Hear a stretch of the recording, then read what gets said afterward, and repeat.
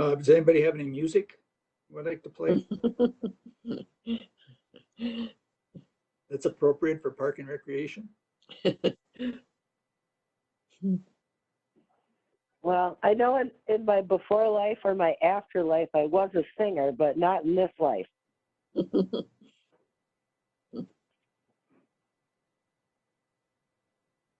So I guess the answer would be no from me.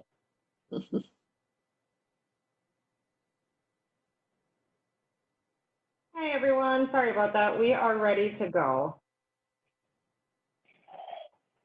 Okay, should we, let me know when we're ready to start. And does Ann need to repeat her comments?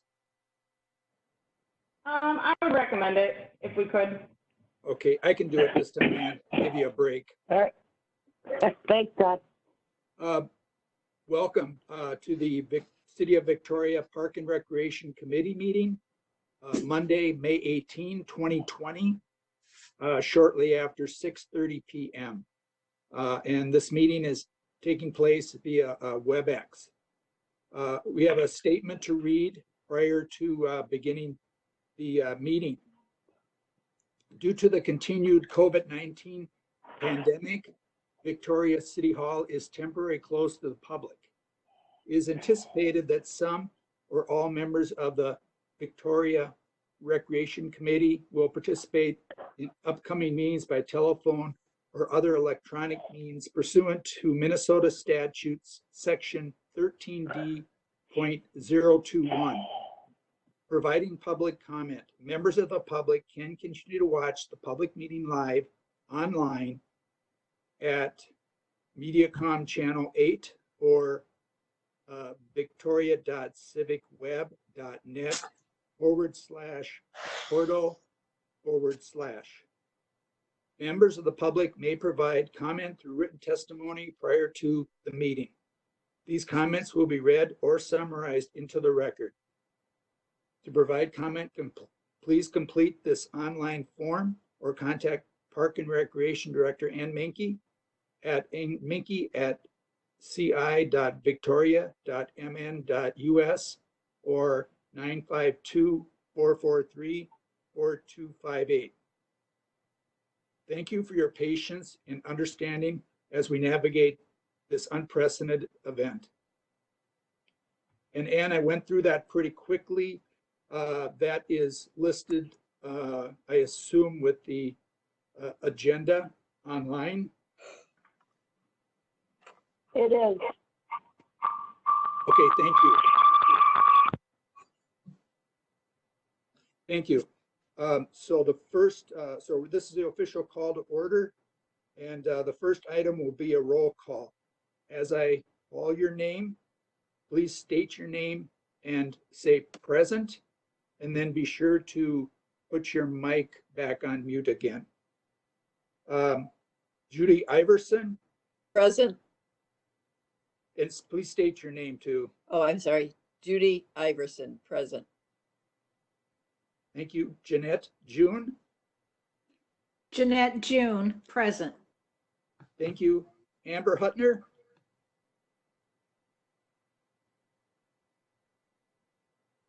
Amber. Amber Hutner, present. Thank you, Amber. Larry Schultz. Larry Schultz, present. Thank you, Larry. Claudio Grappetti. There you got it. Claudio Grappetti, present. Thank you, Claudio. I appreciate that. Mary Larson.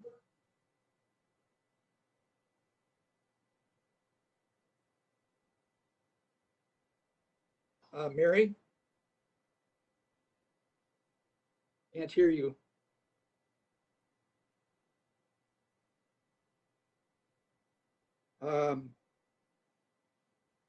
Let's see. Did we have her on initially before the meeting began? I think Mary was on mute. Okay. Mary, if you are with us, there's a red microphone. If you would make sure that's off. And you may have, it may be on the upper right column. You just press up on top and it'll show up, or on the bottom of your screen.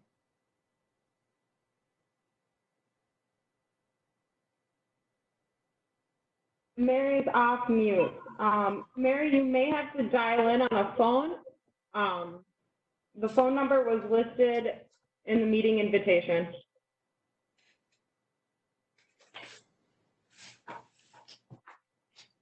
I'm going to give this phone number to you, Mary, in case you don't have it. It's 408. Mary just told me via text that she's going to dial in. Okay. Okay, great. Thank you. And then John Carlson, present. So we do have a quorum. In fact, we have all the members present as soon as Mary is able to sign in. John, I didn't hear you call my name. This is Mayor Funk. Oh, Mr. Mayor, thank you for joining us. You're welcome. I was on the Marsh Lake Road residents meeting before this, so I was running a little late. We are, as you can tell, we are just getting started. Good So timing. you Go ahead. You haven't missed anything of significance other than the roll call. Thanks, John. Go ahead, rock and roll. Okay, and we're all waiting for Mary Larson to sign in. Can you guys hear me now? Yes, is that Mary? Yep, I'm on the phone now. Okay, so Mary Larson present. Mary Larson, present. Okay, and then be sure to, okay, very good. Thank you, Mary. The next item of business, and before I do that, I do want to acknowledge our mayor, who's our council liaison. Mayor, Mr. Mayor, do you have any comments you'd like to share?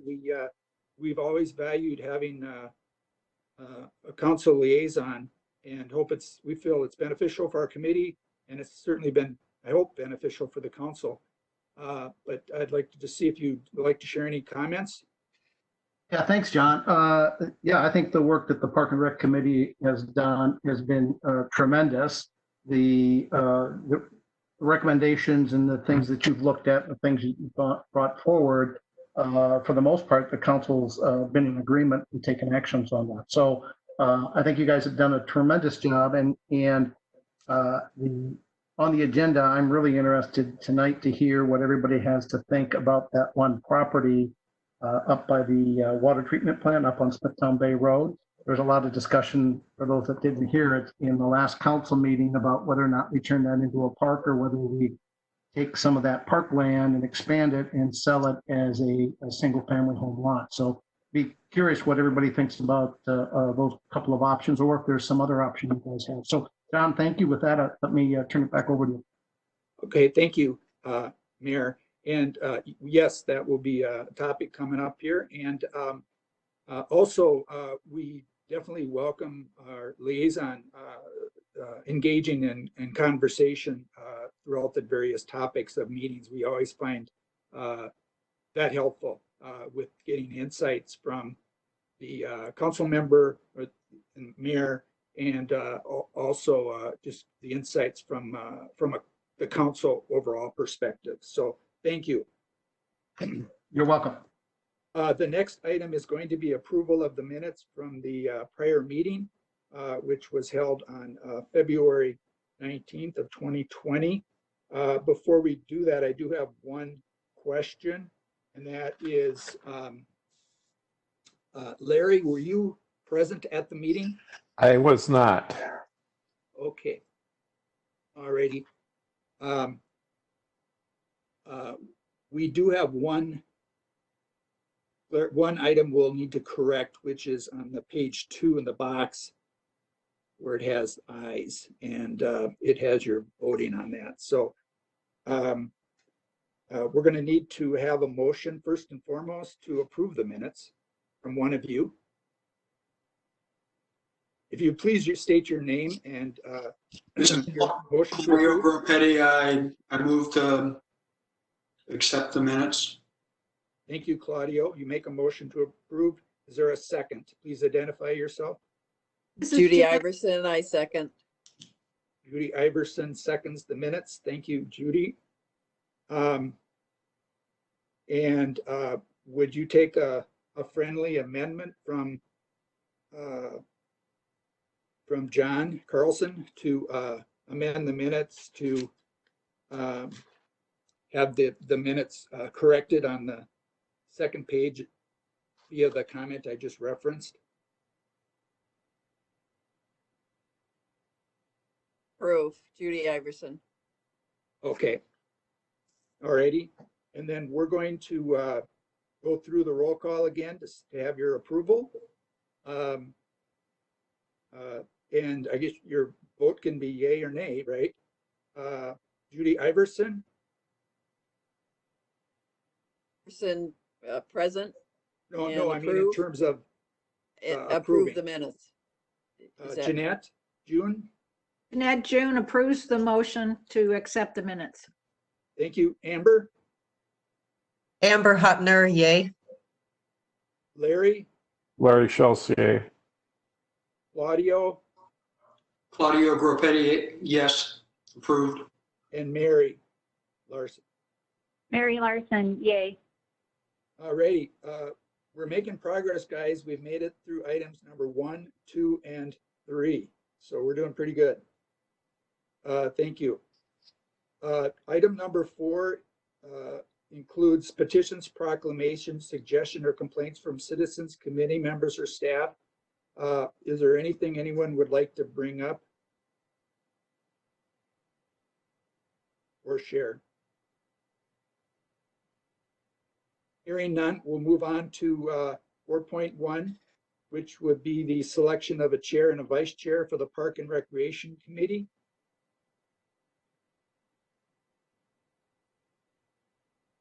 The Park and Recreation Committee annually selects a chair and a vice chair for the year.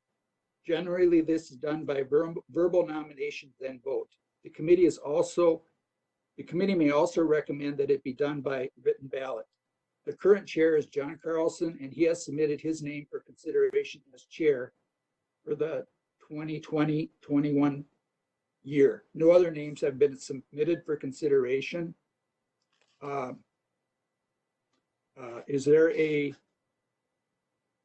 motion to nominate John Carlson for chair? This is Larry Schultz. I would make a motion to cast a unanimous ballot for John Carlson for committee chair. This is Amber Hutner. I second that motion. I don't know if I need to follow protocol and see if there's anyone else who would like to be nominated or would like to make a nomination. I probably should at least ask that question. Hearing none, all in favor of the motion and second, please say, well, I'm going to have to go through it. I'm sorry. I'm going to go through it. Judy Iverson, Yes, I vote for you. Jeanette June, Jeanette June, yes. Amber Hunter,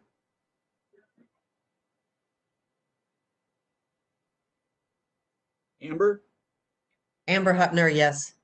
oh, I'm sorry, Larry, Larry Schultz, yes. Claudio, Claudio Groppetti, yes. Mary. Mary Larson, yes. Okay, thank you very, very much. I'm sorry to make it cumbersome, guys. But thank you very much. It's been a privilege and an honor. This next item is will be the election of a vice chair. The current vice chair is Larry Schultz. No names have been submitted for consideration. But the nominations are open. Would there be any nominations, either self-nominations or nominations from others or others? This is Larry. I would be willing to do it again unless somebody else really wants to do it. This is Jeanette June. I nominate Larry Schultz as vice chair of the Park and Rec Committee. Very good. Are there any other nominations?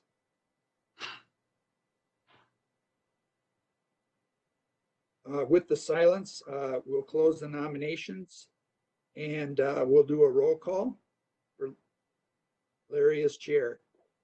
Judy Iverson? John, Oh, yes.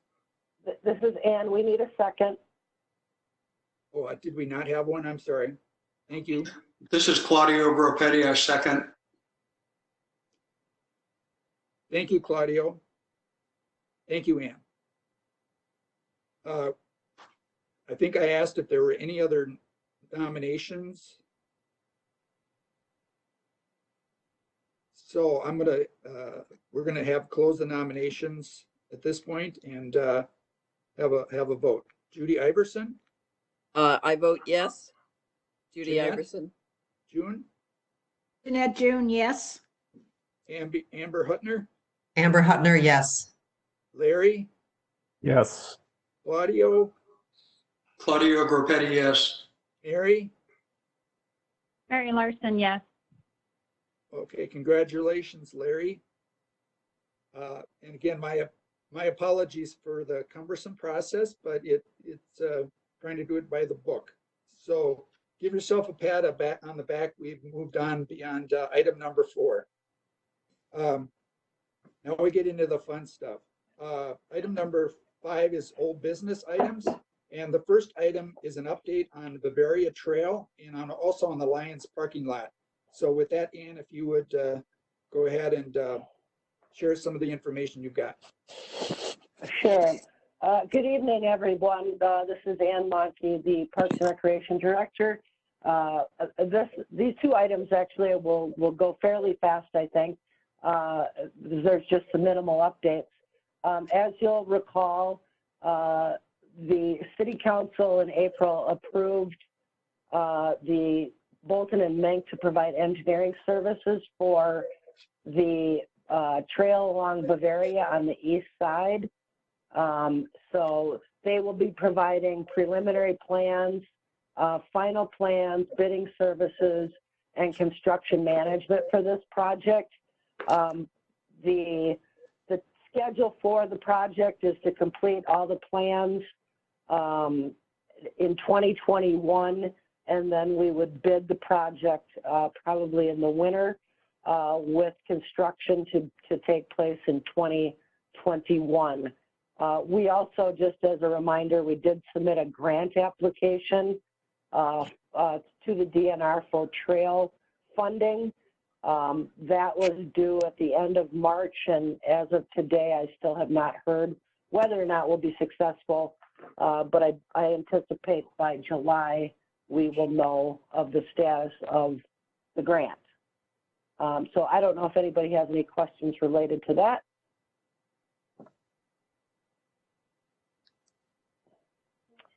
Hearing none, I'm going to move on to the Lions Park parking lot. In the fall of 2019, the city approved TKDA to provide engineering services for the Lions parking lot. Here is basically the final layout, or the anticipated final layout, which provides about 88 parking stalls with 4 ADA parking stalls. And we are on track right now to begin bidding the project in June with the city council approval of the bid at the end of June, and construction to occur in July and August, with substantial completion of the project by August or September of this year. So with that, I'm open to any questions as well.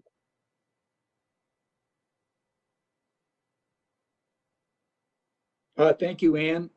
Any questions or comments for Ann that any of you may have?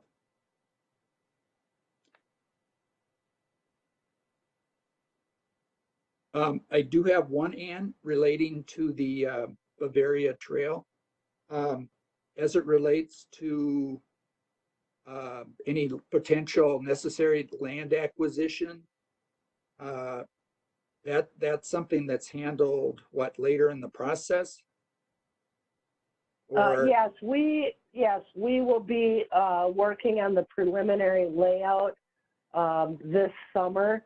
So at this point in time, we're anticipating on trying to utilize right-of-way for the entire trail.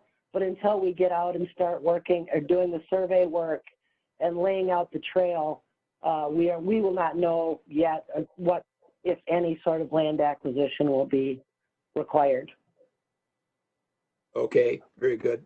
And then as it relates to the Lions parking lot, I'm assuming it times such that the Bethesda project construction will be past us.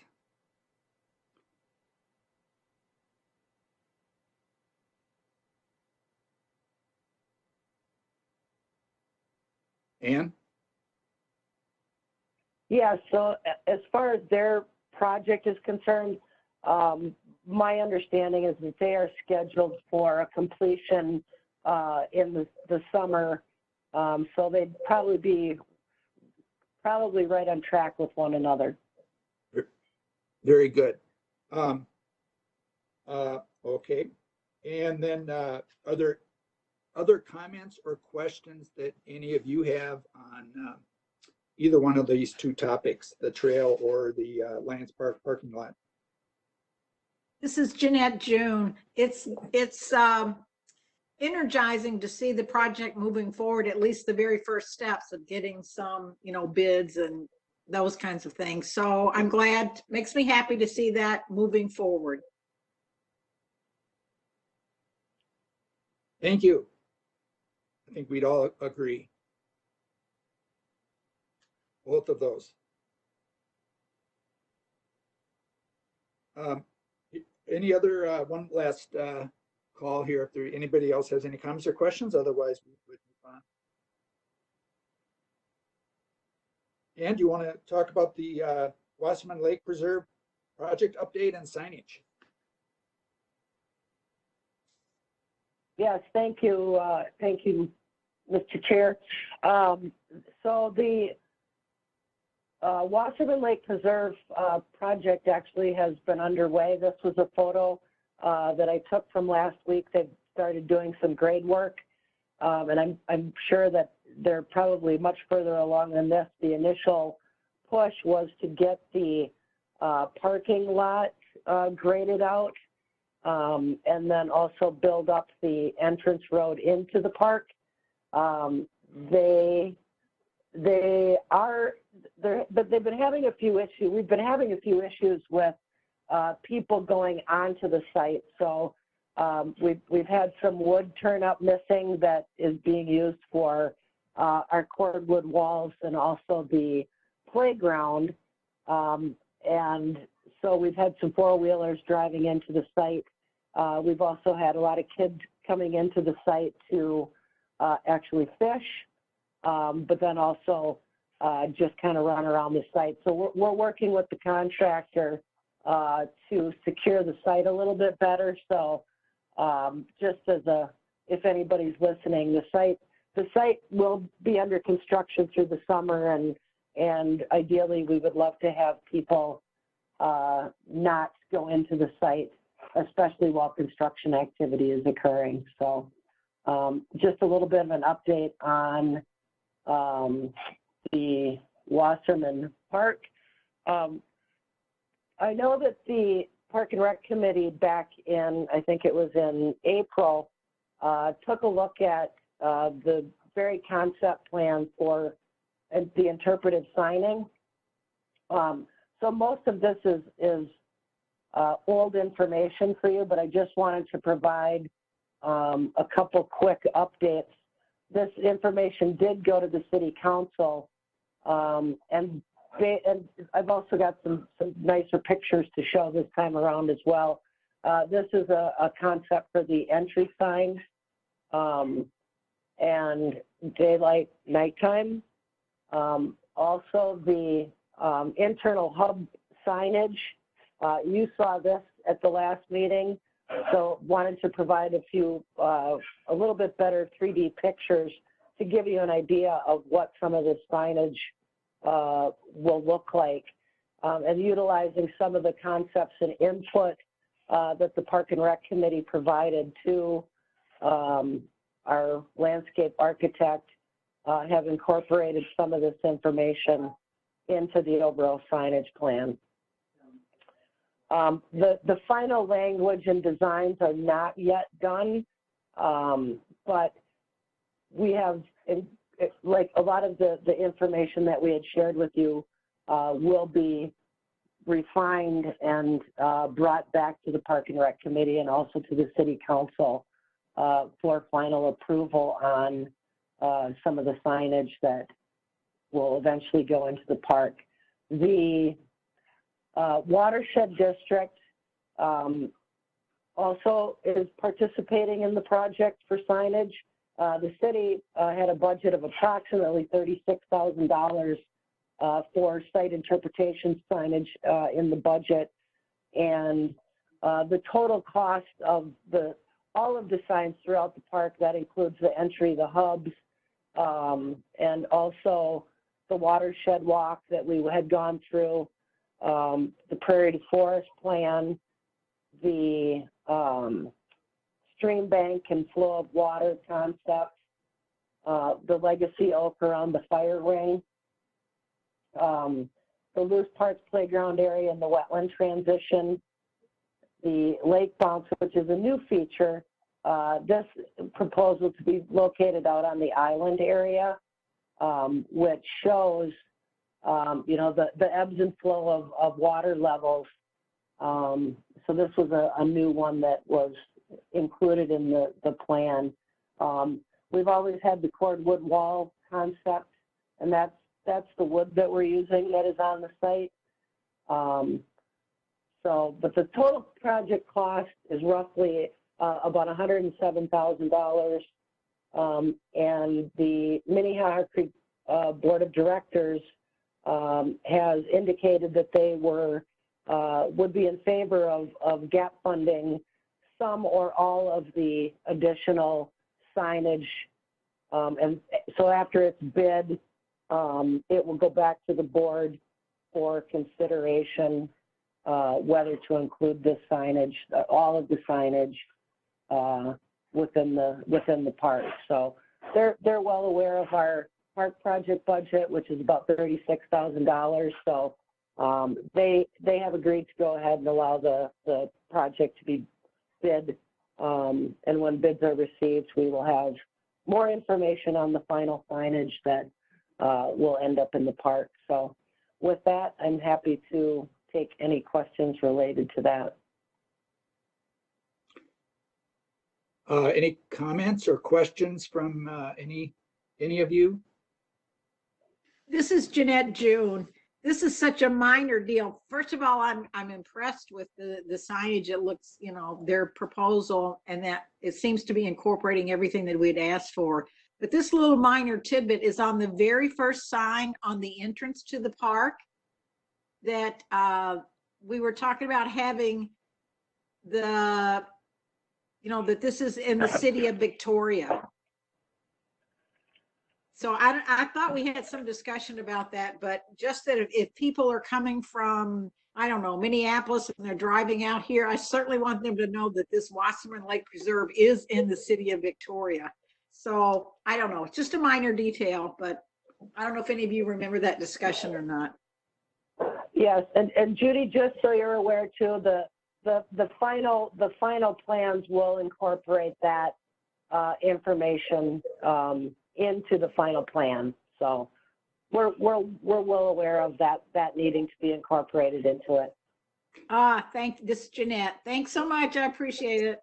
Yeah, Jeanette, it's John. It's John here. It's not a minor deal at all. It's one of our flagship parks in the city of Victoria, and that's an important component, is having that be recognized as such. But yes, we talked about it, and I know that in talking with Ann as well, that it's definitely is going to be a part of the plan, and I'm sure our mayor would not mind if that were the case as well.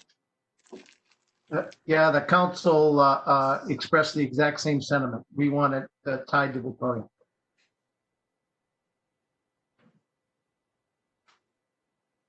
Are there, thank you both. Are there other comments or questions for Ann? This is Larry Schultz. Just a comment that it's really exciting to see this project taking place and the progress that's being made. I think a lot of work's been put into this over the last year plus, and it's nice to see it coming to fruition. So hats off to staff for working so hard on this, and thanks to the council for moving ahead with this project upon our recommendation. Thank you. Any other questions or comments from committee members? Hearing none. Ann, thank you for keeping the council as well as the Park and Recreation Committee updated, and we appreciate the good work that you're doing, but also Anna Brown and the Watershed District as well in moving it forward in terms of the construction and everything else. Thank you. We're going to move on to new business. And our first item is the 2019 Park and Recreation Department Annual Report. Ann? Thank you, John. Generally, we try to provide the annual report a little bit sooner than May, but due to the COVID-19, we were a little bit delayed. So I want to provide a recap for you. The city has 31 active and passive park areas totaling over 400 plus acres. Within those parks, we have 19 playgrounds. We have a multitude of shelters, ball fields. We do have a skate park, many sport courts, also about 53 miles of trail and sidewalk. And the 2019 playground replacement program occurred at Katy Hills Park last summer. We also I'm sorry, Ann, go ahead. We also provide facilities and shelters for special events and also reservations. So last year, the Lions Pavilion hosted 141 different events over the year, and that was our first full year of rental and use of that facility. The Lions Club meets there, the Boy Scouts meet there. We have had blood drives. We have had many special events, a lot of parties and anniversaries that occurred. We also have facilities that we rent out at Rhapsody and Lake Ridge that saw 30 different events. The Charleston Bandstand had 24 events. We also have 25 community gardens located at the rec center that were rented out and filled. And as you know, we've added more gardens this year at Holy Family to increase our capacity to about 50 gardens. And I know we've got about 10 of those rented already, so we're moving in the right direction. We also provide the outdoor ice rink at Lions Park. Moving on, and maybe I'll stop here and see if anybody has any questions related to parks and park facilities before I move on to the recreation center and recreation programs.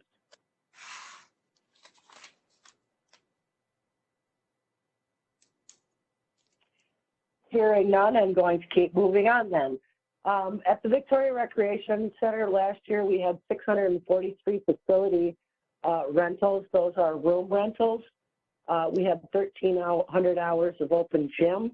We had 7,800 drop-in fitness visits and 750 classes. We also had 6,500 walking track visits. And for Judy, just 7,300 pickleball visits throughout the year. And I know you probably had about 50 of them or more. So also at the end of the year, we had 1,500 members with 680 memberships at the recreation center. Last year for our recreation programs, we provided 93 different programs throughout the year with 3,000 participants. We created 3 seasonal brochures that were produced and mailed to all residents within the city. Some of the big programs that we have: T-ball, coach pitch, tennis, archery, playground program, with art classes and sport camps, just to name a few. Also, we provide special events for the community. That includes concerts in the park and lunchtime tunes. We also have movies in the park. We partnered with the fire department this last year and offered a pop-up splash pad, which was a huge success. We also had, I think, about 3 or 4 different Yappy Hour events over the year, and then Family Fun Night, which is a huge summertime event with about over 300 people that attend that event. So after all of that, some of the other big initiatives that we completed in 2019, we finally brought to fruition Lake Wasserman Preserve. We replaced all the cardio fitness equipment at the recreation center. We completed a tree survey and an emerald ash borer management plan that was adopted. And thank you to several members of the Park and Recreation Committee. The Garden Club was established. The group spent numerous meetings on our trail gap priority list, and that we finished up in 2019. We also partnered with Carver County and the city of Chaska on our trial trail wayfinding project. And then also the comprehensive plan update, the Parks and Trails section of that was completed. So with that, those are the biggies from 2019 and highlights. And I certainly want to thank the Park and Rec Committee and also the City Council, and also Holly Kaufhold, who is the Recreation Supervisor. Many of these things could not have been done without her help and her work within the department. So with that, I'm happy to answer any questions that you might have. Does anybody have any? Thank you very, very much, Ann. Absolutely. Kudos to Holly as well as yourself. Do any of the committee members have any comments or questions? This is Claudio. First comment is pretty impressive list of accomplishments. Hats off to you, Ann, and your team. Great job. The other question is, with this whole COVID thing, what's the view for this coming summer on programs? Just your kind of a general state of the union. Well, just on that one, if you can hold off, because we're going to be having that as an agenda item coming up here, 6.3 under new business. So if you're okay with that, we'll be coming right back to that one shortly. Well, that's a very nice way of telling me I should have read the agenda. No. It's okay. We're good. Perfect. Any other comments or questions for Ann? A couple personal notes. One is I'd like to thank people who are on the committee this past year who have served, and you guys know. Kevin Roberts has served with distinction on the committee for a number of years and helped lay really the groundwork for a lot of these things from the committee perspective.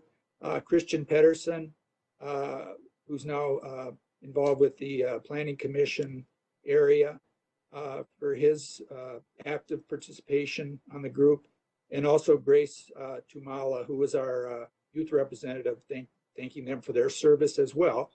And then also, when a number of you reapplied this year or to be on the committee and you were asked questions and you shared your comments, you kind of talked about things you were proud of and things you wanted to see achieved. But it was, I will tell you this, it was quite warmed my heart to hear all the things you guys talked about with strong emotion.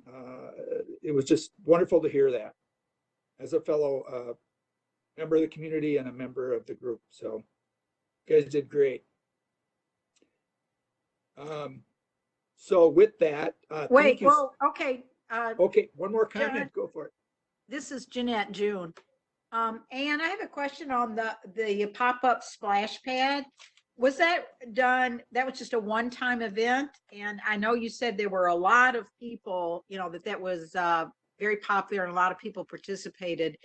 When and if we ever can have another one, would we consider having 2 a year?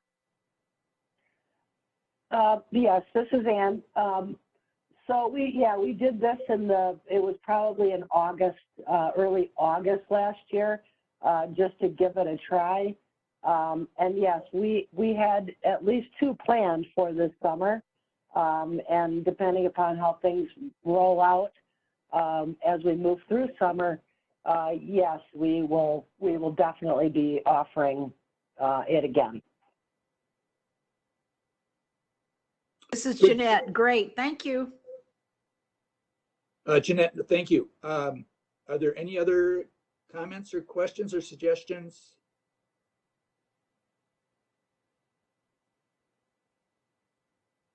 I'm going to put you on the spot, Mr. Mayor. What when you see all this list as a mayor of our city, what stands out to you? In terms of priorities or? Just what are you maybe most proud of when you look at a list like this? The volume of work done, the volume of time and effort that all of you have volunteered to our city and to our community. I think it's fantastic. We have gotten a lot of things done. And when you think of the finances, especially when you look at Lake Wasserman Park, that came at us, and I think everybody understands, almost out of left field in the sense that it wasn't like we'd been talking about it for years and planning for it. And yet we found a way and came up with roughly $3 million to be able to pay for it. I would have loved to keep taxes a little bit lower, but nobody, everybody wanted Marsh Lake Road done, and then they want our trails connected, and they want, this is a huge, Wasserman Lake Preserve is going to be huge for our city. I'm just proud of the fact that we've gotten so much of this done. We're starting to address and close the trail gaps. For the first time ever, we're actually putting, I can't remember exactly, I think it's 150,000 this year into a trail gap fund, and I think each year we're planning on increasing that to $50,000 a year so that we can quickly move forward and close those gaps. But literally, Park and Rec Committee, you guys have done a tremendous amount of work, and we've been able to find ways to fund this stuff. I still think that we have to come up with a little more funding. And as a little a final note, and I think probably could speak maybe a little bit to this, but our partnership with the watershed, I think, is just paying huge dividends for the city and the community as a whole. And some of the things that they're doing, especially on the west side of Cray Lake, which is on the western edge of Victoria, when I was talking with them, there's a possibility that they're going to do a boardwalk that goes through that entire area, and it connects into the old rail bed. And so that's exciting if the watershed, and that's not a city project, that's a watershed, but it ties into everything that we're trying to do in the sense of more recreation activities and getting all of our neighborhoods connected with trails. I would really love to see the city get to the point where everybody can push strollers, ride bikes, or walk or jog, and do that without having to go on Highway 5 or Bavaria or County Road 11. So to me, I'd really like to close that gap. But nonetheless, you guys have done a tremendous amount of work, and I'm proud of the fact that everybody's done this with volunteers. So to each and every one of you, thank you very much. Thanks, John. Well, it's a team effort with the council, that is for sure. And I think you do know you're following in good footsteps, because it's, although your name has to be Tom to be on the council liaison, I'm thinking, because we did have Councilman Tom Vogt and then Councilman Tom Gregory, both of which were very helpful and supportive, engaged. And so Most people don't realize there's a little known ordinance that requires people by the name of Tom to be on the Park and Rec committee. I can't remember the number. We'll have to search for it. To be the liaisons. Yeah, that's in that ordinance book somewhere. Yeah, So, exactly. Thank you so much. You're So welcome. anyone else have any comments about the annual report? Thank you so much, Ann, very, very much. We're going to move on to the Arboretum Area Transportation Plan. And this item is very, very important. So we'll want to take some good significant time and dig in and make sure we have plenty of lots of discussion here. Thank you, John. So the city has been participating with multiple agencies on what is titled the Arboretum Area Transportation Plan. It's a very wide study area that includes Rolling Acres Road, Bavaria Road, Highway 5, 78th Street, the corridor of Highway 10 and 11. So it's a huge study area, and I know that the group has been working on this for over a year on identifying future transportation needs, not only for the city, but also for the county and the Minnesota Department of Transportation is also participating in this study as well. So one of the focus areas that I think is important for this group, not only study-wide, making sure that we include trails within those improvements or identifying, the future as roads are built, that trails are included in it. But one of the study areas that is moving along in Carver County is actually going to be submitting a grant application or solicitation of funds for the Highway 5 corridor from about Rolling Acres close to Park Drive, which will include intersection improvements, turn lanes, additional signals, but it will also include pedestrian at-grade crossings that exist much like today. But also as part of the study, the group, through our Trail Gap process, one of the items that had come up was a underpass or an overpass along Highway 5 to get people and bikes, or just people, from the south side to the north side or vice versa, making a safe connection versus going across Highway 5. So as part of the study, we looked at the Rolling Acres crossing, Park Drive, 78th Street, and then also 80th Street, which is down by the fire station. And through our discussion, one of the another consideration popped up was this one at Madeline Creek Park. So as part of the entire process, we don't know exactly when improvements will happen through here. But this year in particular, the county is soliciting federal funds for this section of Highway 5. So I'm gonna get out of this and go to some other pictures, if you will bear with me. So this kind of gives you a little bit closer look at the intersection. So here's Highway 5, Rolling Acres, and Bavaria. So they're looking at additional lanes of traffic, signalized intersection, which you know how it's a challenge to get across Highway 5 right now, but we will still keep that.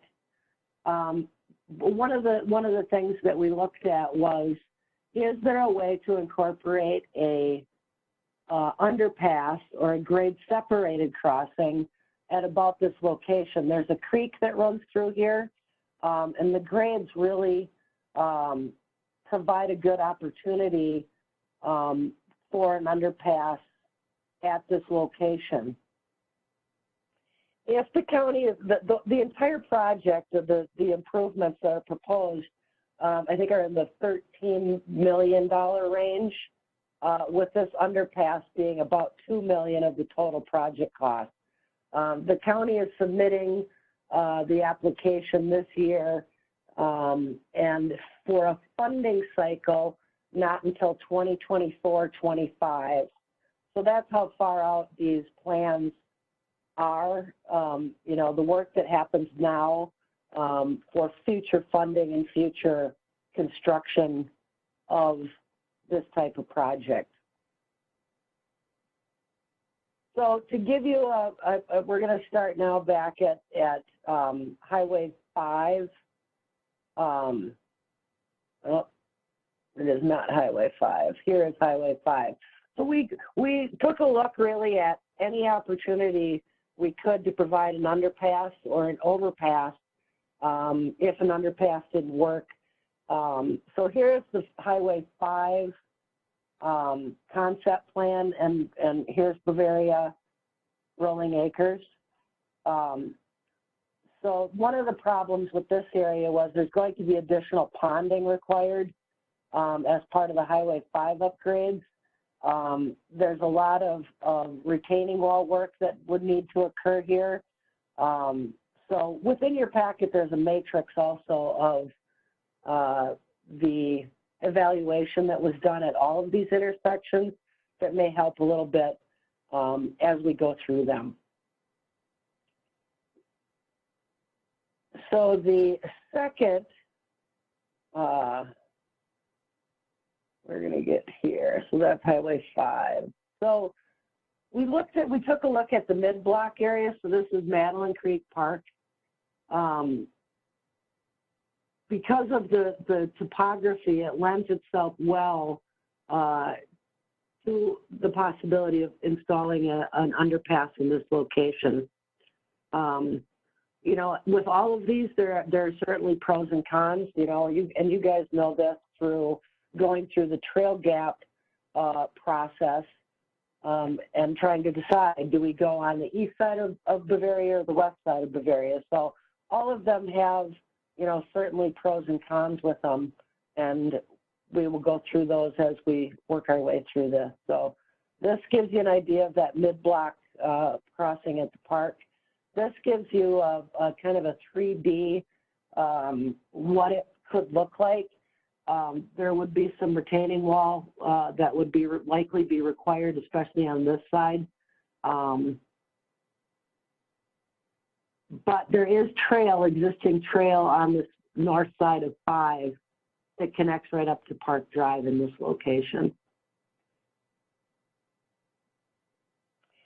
This is a proposed underpass at Park Drive. So this one is shown along the east side of Park Drive. This one requires some significant walls along the north side of 5. And one of the things to consider is that, and we have not yet made that determination of, there will be a signal either likely at Park Drive or further down the road at Steiger. And when those go in, there will be at-grade crossings for pedestrians. So possibly an at-grade here or an at-grade further down at Steiger, which we'll get to shortly. This again shows the underpass at Park Drive.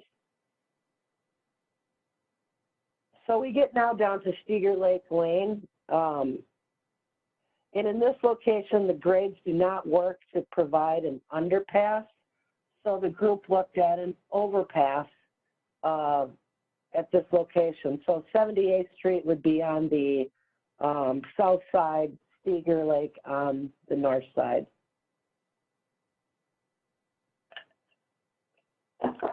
So underpasses and overpasses are both very expensive propositions.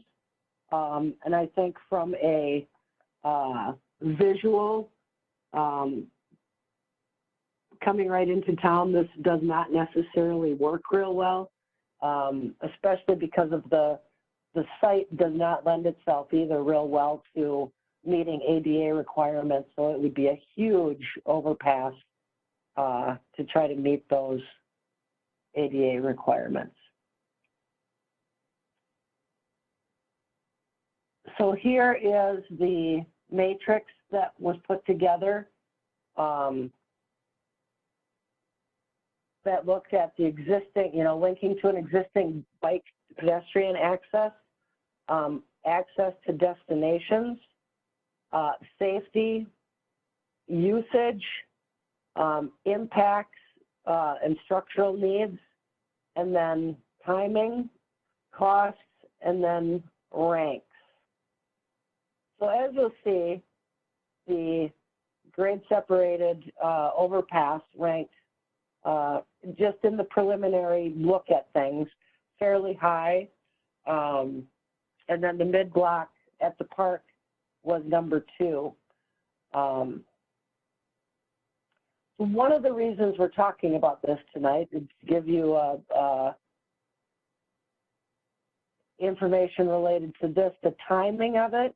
We have no idea what's going to happen on Highway 5 once this section, which will be the first section that is completed as part of Highway 5, would be this intersection.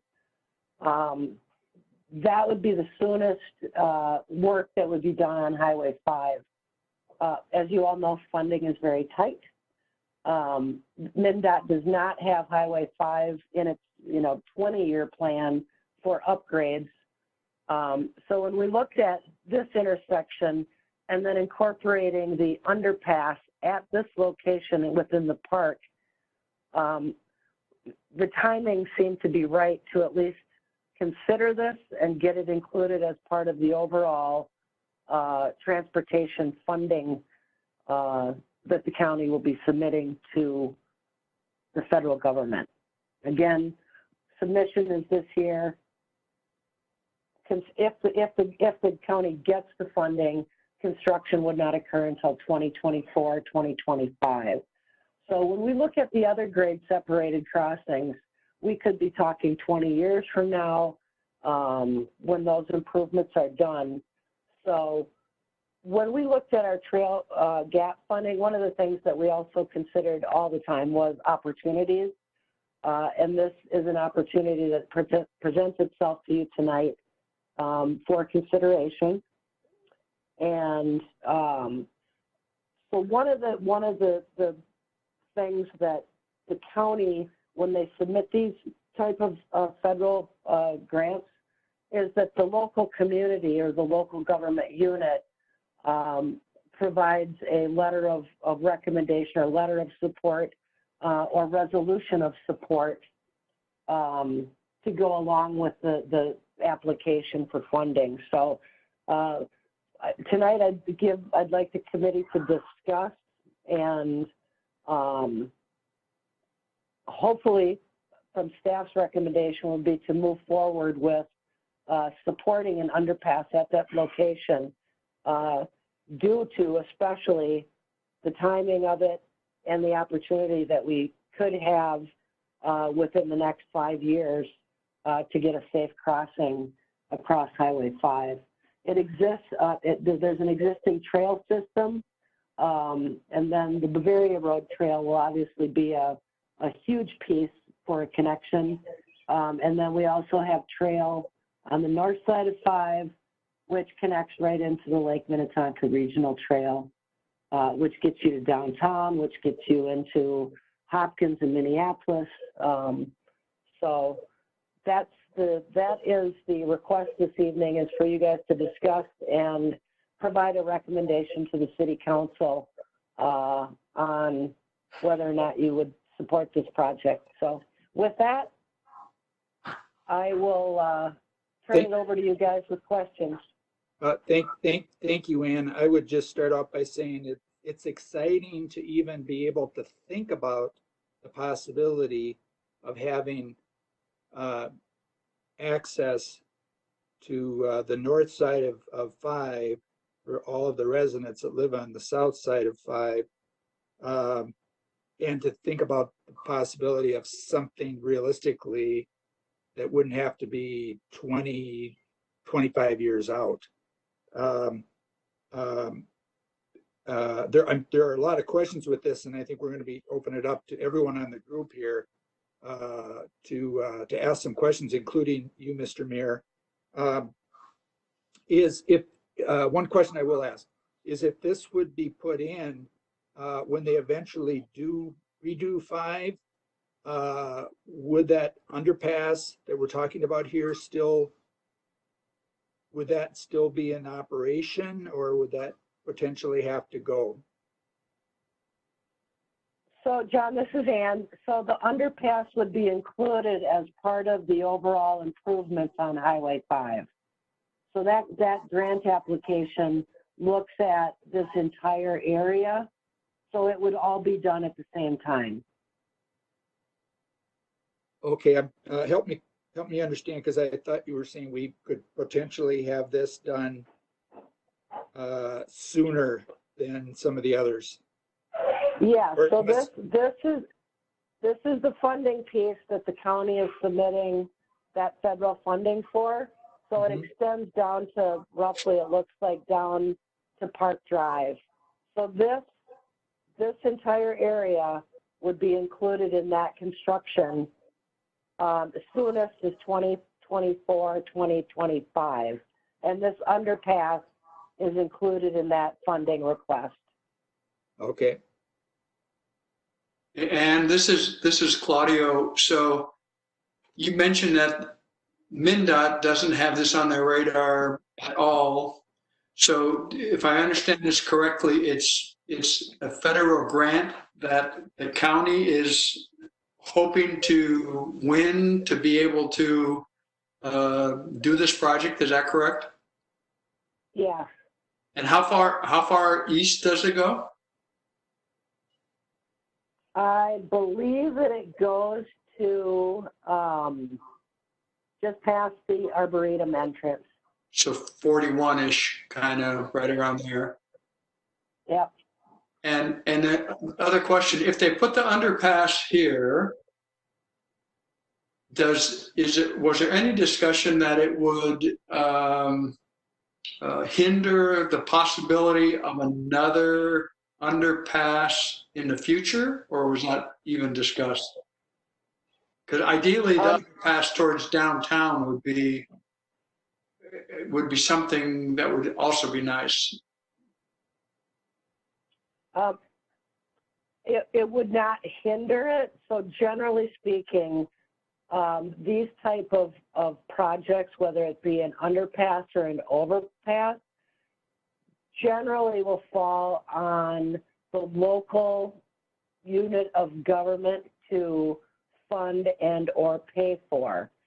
So as we move towards the west end of town, I'm guessing that there would still be applications for federal funding to complete that you could also then include potential funding for an overpass or another underpass further down.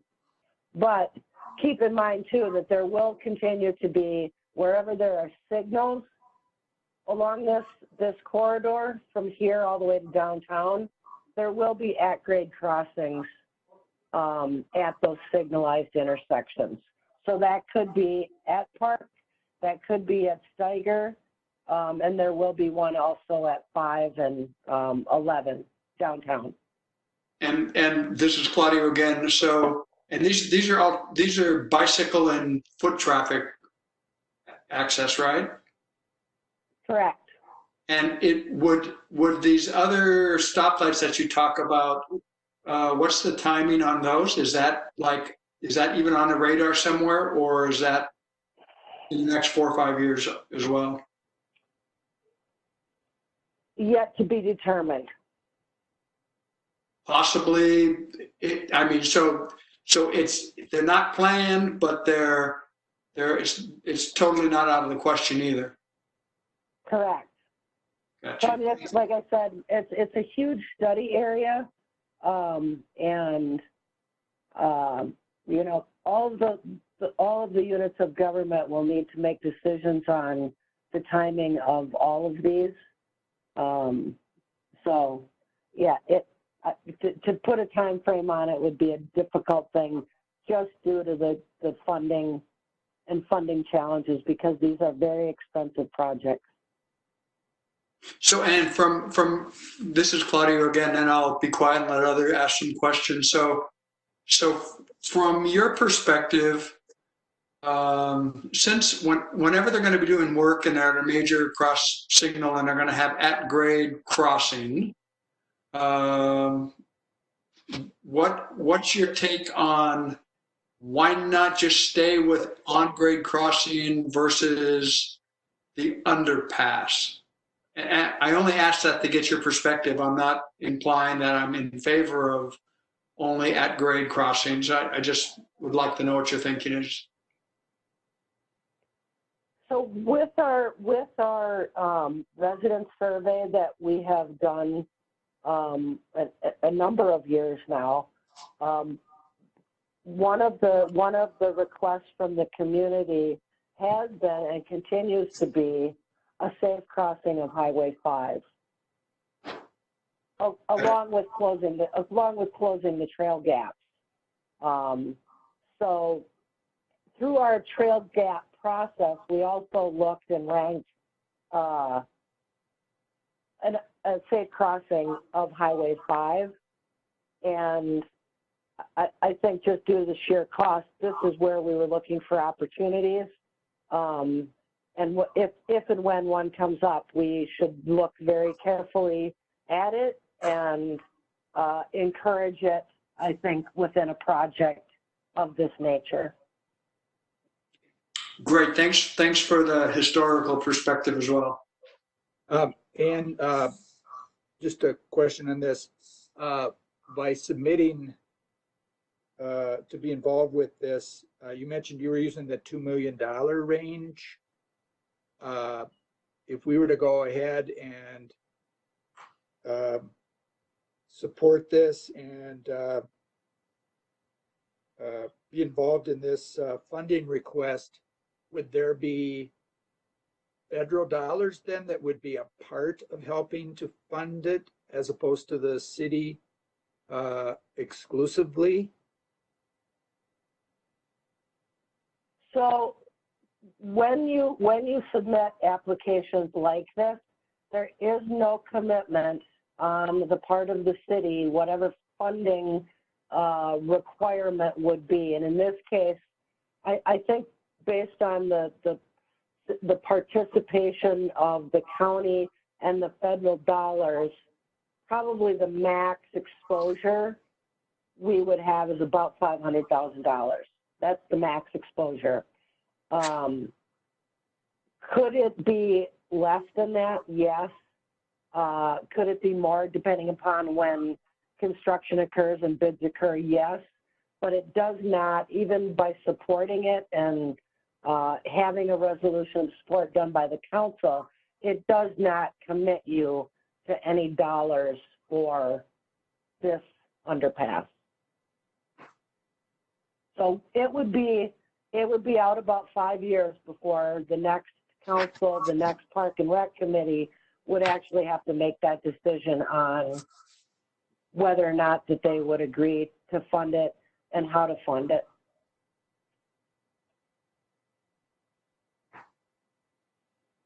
This is Larry Schultz.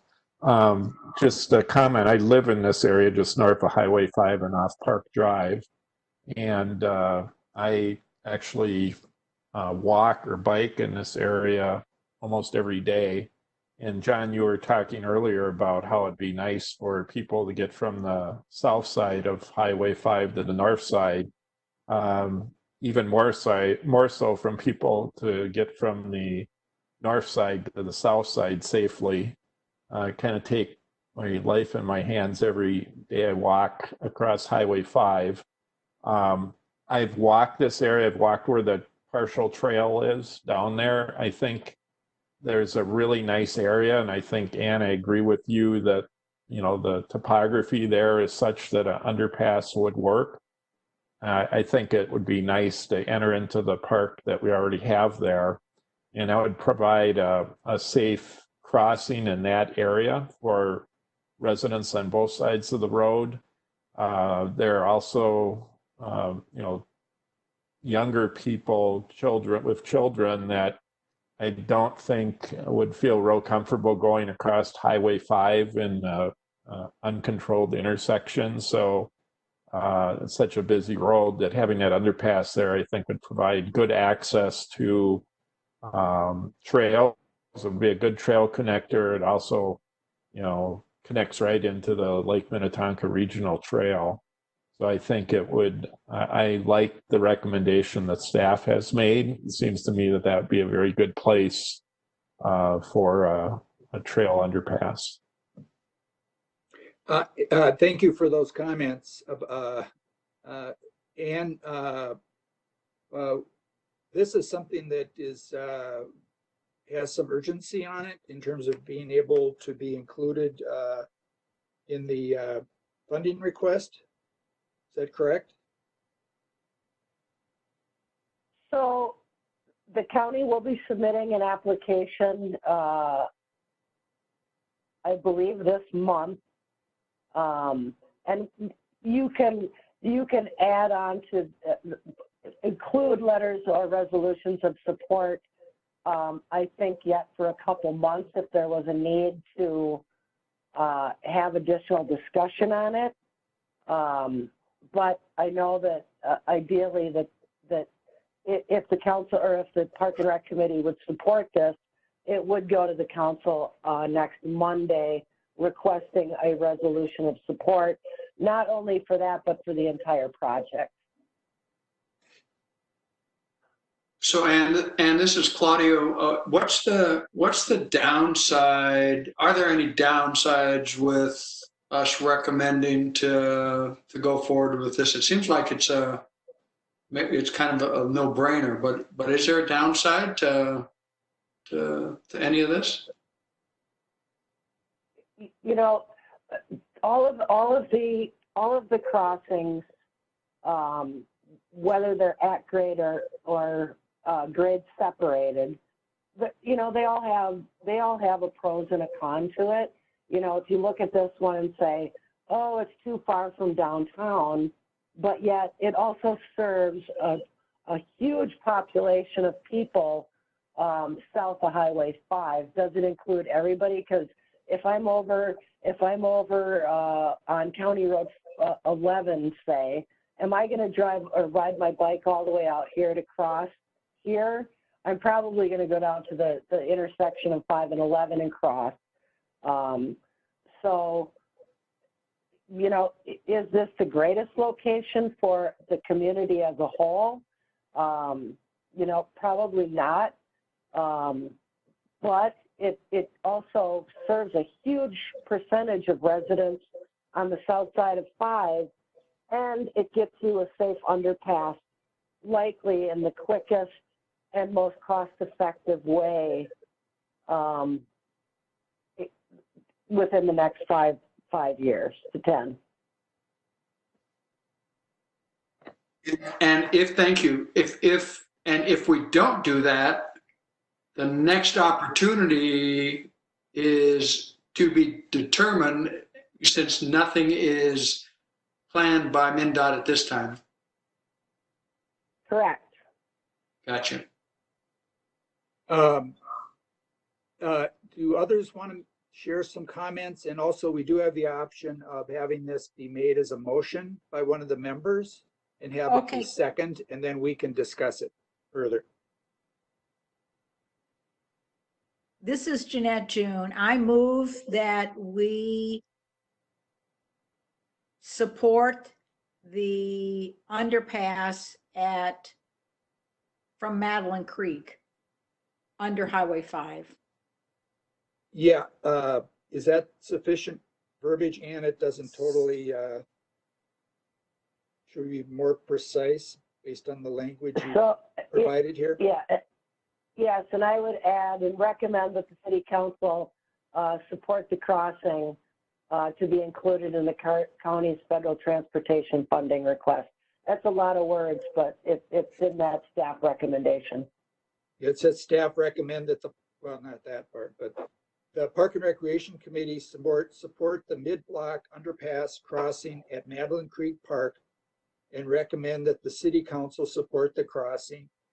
Well, we wouldn't include that part, and to include it in the county's federal transportation funding request.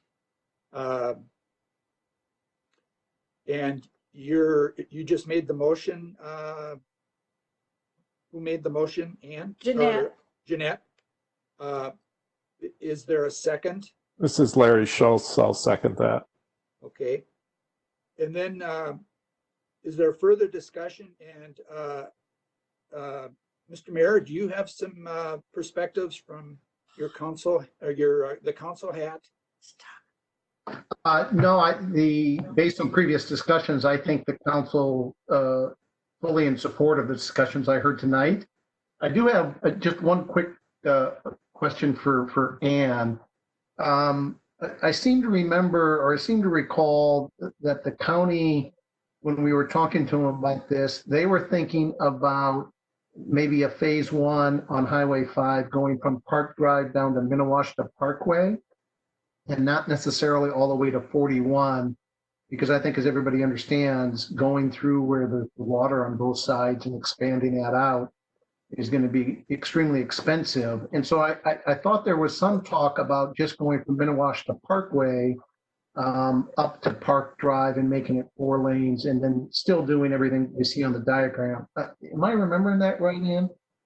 You recall? Yes, Mr. Mayor, I believe that is because there has been discussion about the Arboretum using the Minnesota Parkway as their main entrance into the Arboretum. And Right. that likely would be a signalized intersection there as well. Right. So the only other thing that I think maybe some folks on the call don't know is Minnesota Parkway is mostly Chanhassen, but the first 800 feet or so actually is Victoria. And the neighborhoods a little bit on the right in that church, and the neighborhoods on the left, that first neighborhood, if you were to go north of Minnesota Parkway, that first neighborhood's part of Victoria too. Because of the rework and the rebuild of Minnesota Parkway, MnDOT's already agreed to put in a traffic light at Minnesota Parkway. So that will definitely help with the traffic down there. It's already a dangerous intersection. But more specific to your point, John, as far as the overpass, I think everybody's well aware, and the council's talked many times about crosswalks. And I mentioned earlier when I was talking about trail connections, we want to get everybody off the highways and make it safe and easy for everybody, no matter how they move about the city and our community, to do it safely and off the main street. So anytime you talk about an overpass or an underpass, though, and Ann is spot on, the cost is obviously can get pretty expensive pretty quickly. So that'll be the key. And Ann, if I remember right, don't we have the ability, since this is a state highway and county, the city has to come up with seed money, but we're not going to foot the whole bill if this thing gets approved. Isn't that correct? Yes, that is correct, Mr. Mayor. Okay, so do you remember the percentages? I seem to remember it's something like maybe we have to come up with 10 or 20%, but I'm not, and it depends on what kind of a road it is. Do you know off the top of your head, or is that a Trish question? That would be a Kara question. Kara, okay.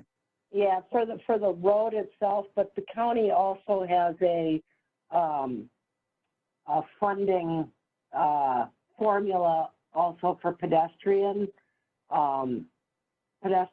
pieces. So And that I don't know off the top of my head either, but I want to say in that case, I think it was 25% for pedestrian related things, but that probably is not the same for the road.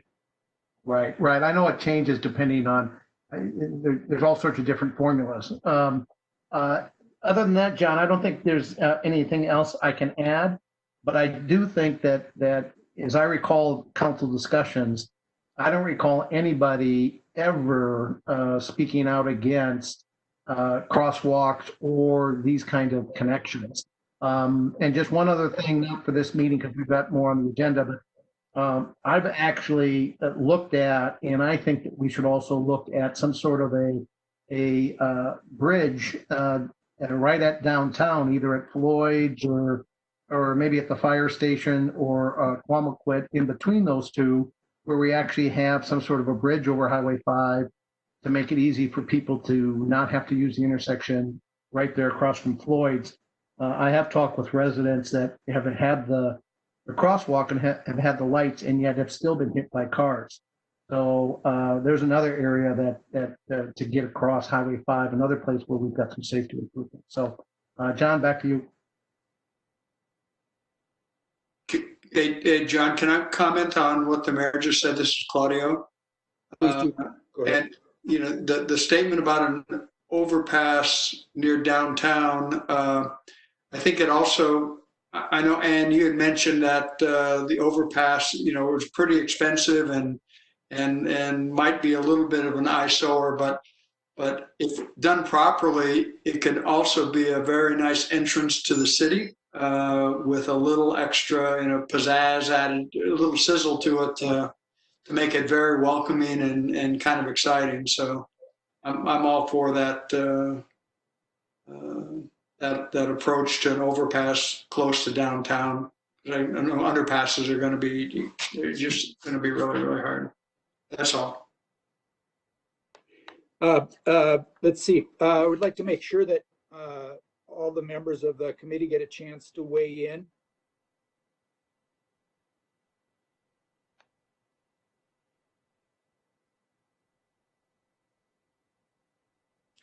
This is Jeanette June, just commenting on the underpass there from Madeline Creek, since the motion's on the floor. Just speaking as a resident, somebody who doesn't participate, first of all, I'm all in support of it being from Madeline Creek because of the economy of it, obviously the safety of it. It makes perfect sense, and the timing makes perfect sense. I just think that residents that don't participate in this are going to say, why didn't you do it at Bavaria Rolling Hills? That they would think it was just the obvious place. So I think some education to the community on why we chose that particular location will be important.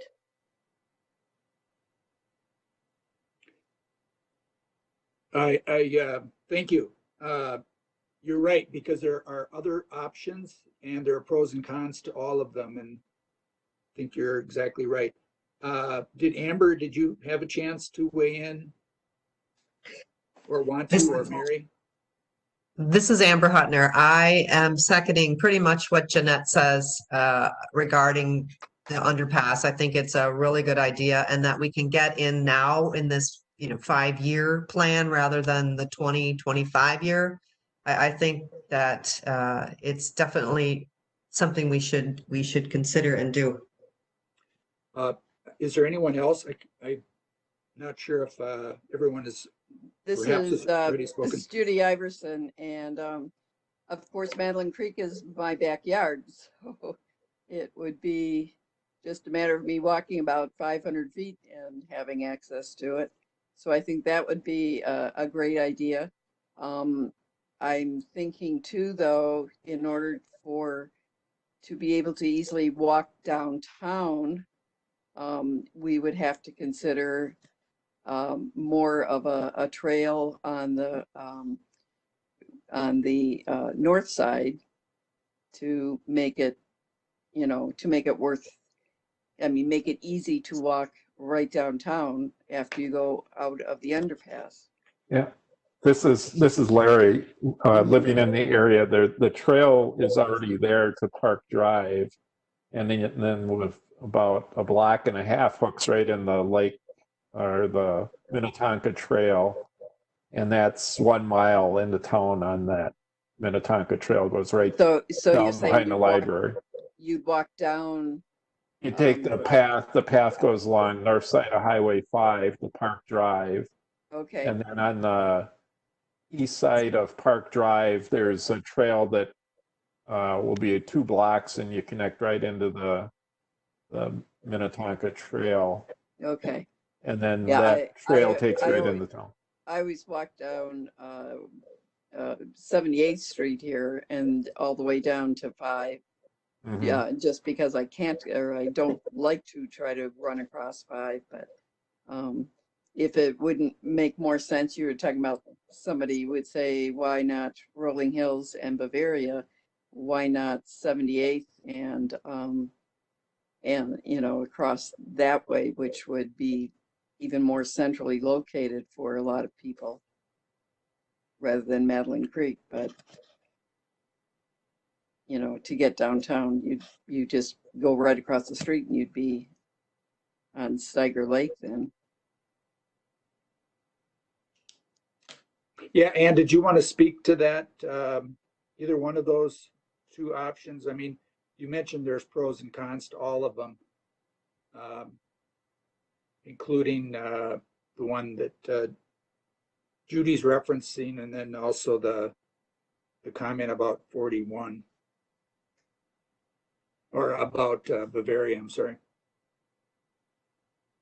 Yeah, again, when we look at the opportunities that along that entire corridor, and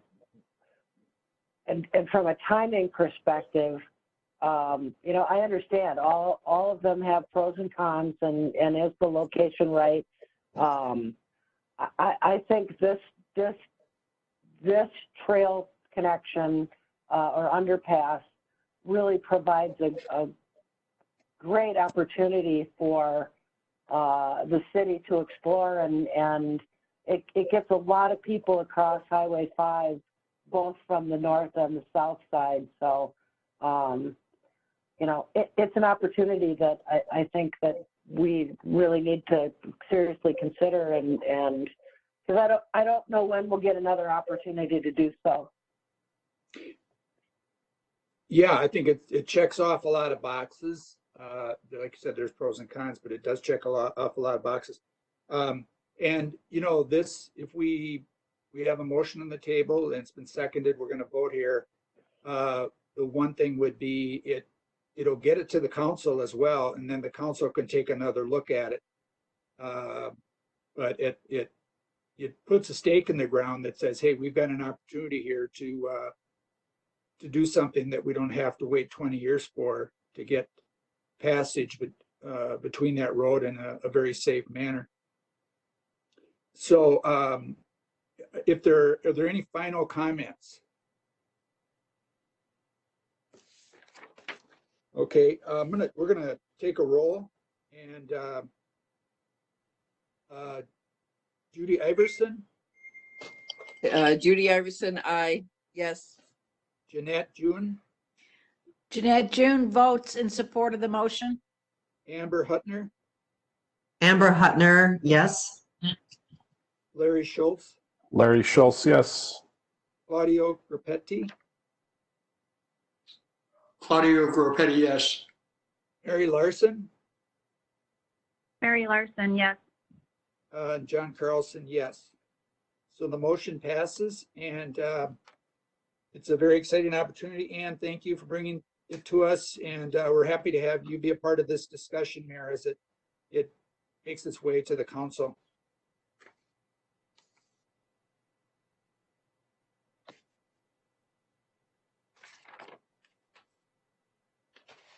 Moving right along, we're on the COVID-19 update. Ann? Thank you, John. So all of you are well aware of the COVID-19 pandemic and the governor's safe at home order, which closed the recreation center on March 16th.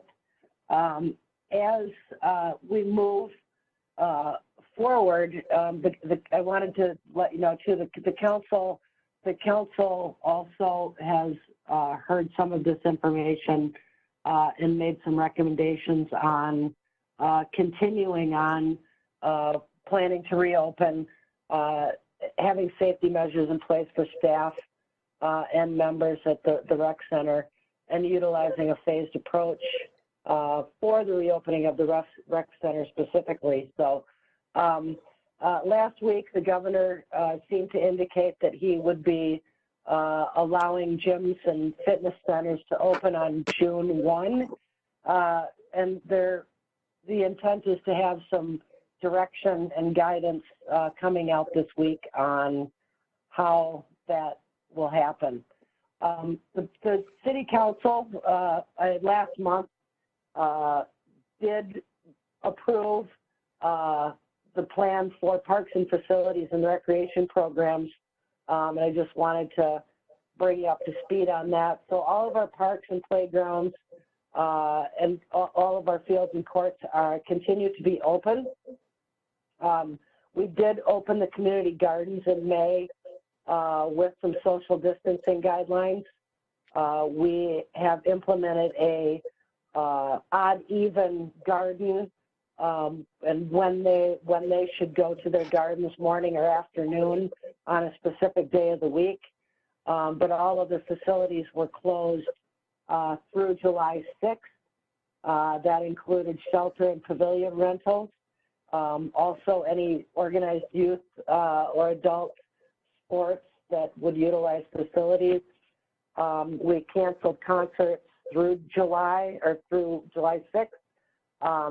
And then the council did direct the classic car and any Lions event or any large community event be required to follow the governor's orders on social distancing.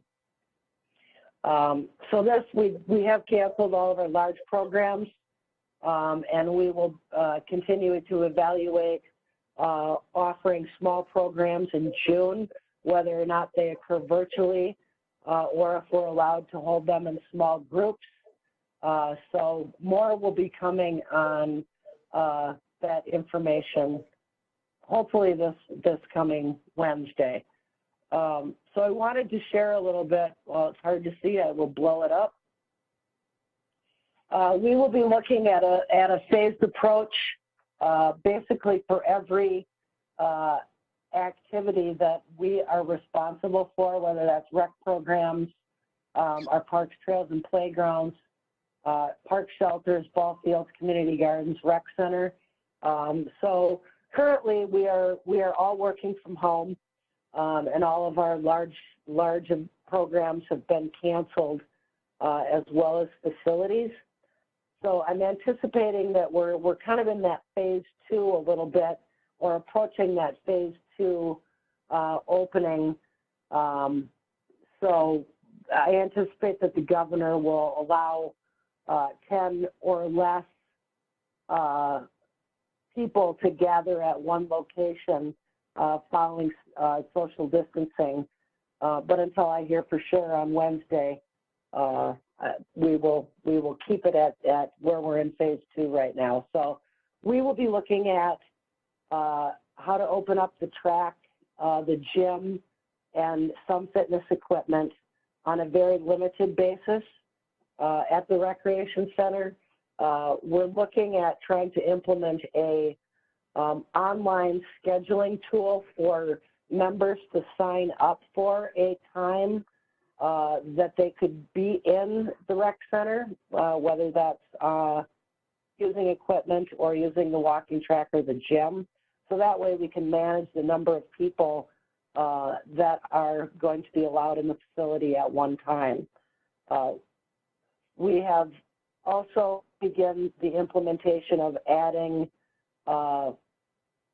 signage throughout the facility.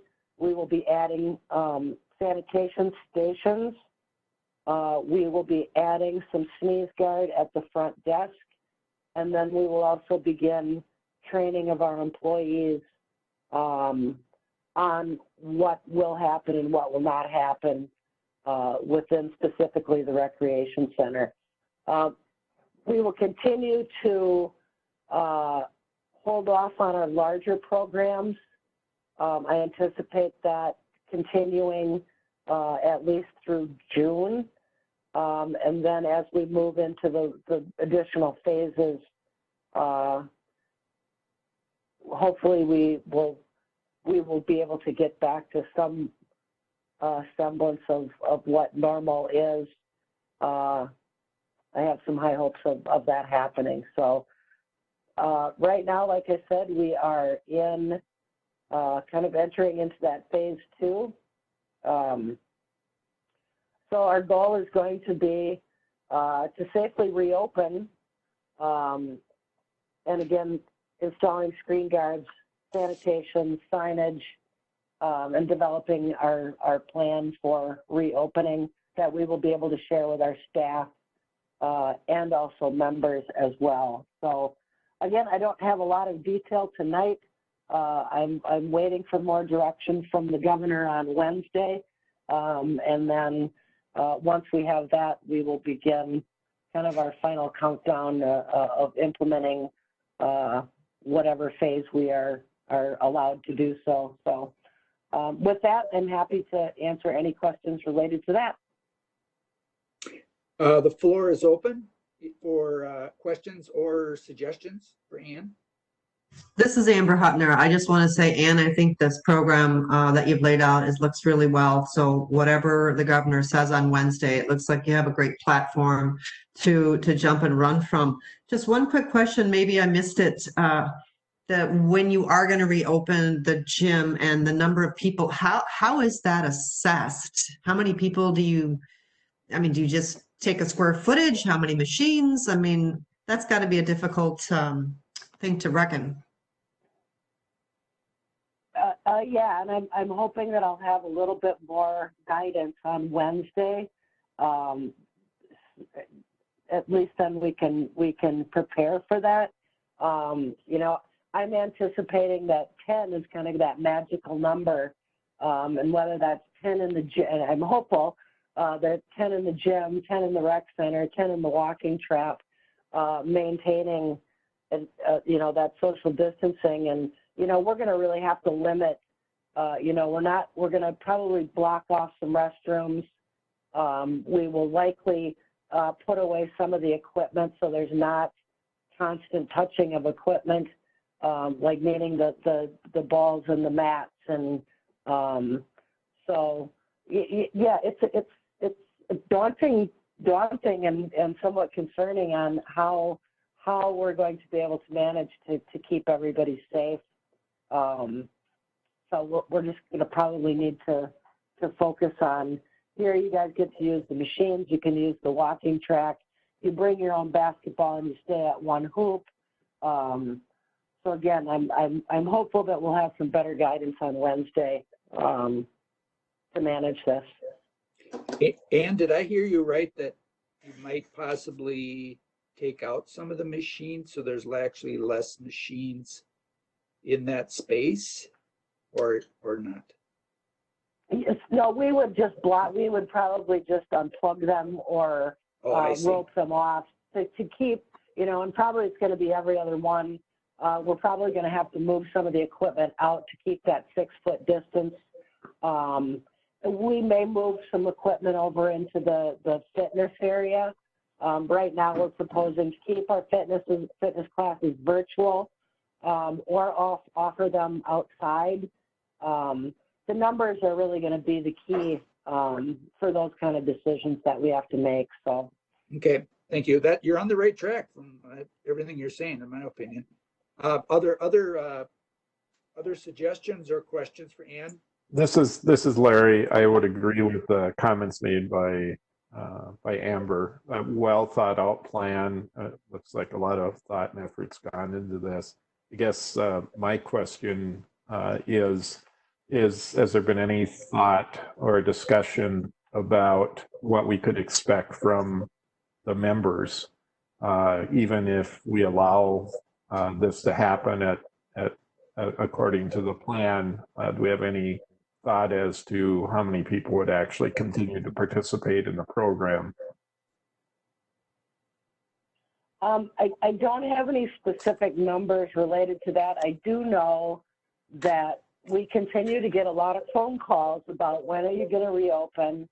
When can we get in the facility? Based on, our virtual fitness classes, we're doing pretty well with those. I was surprised at how many, people are participating in those, and they seem to like them, but they are eager to get outside. It's going to be somebody's own personal preference, and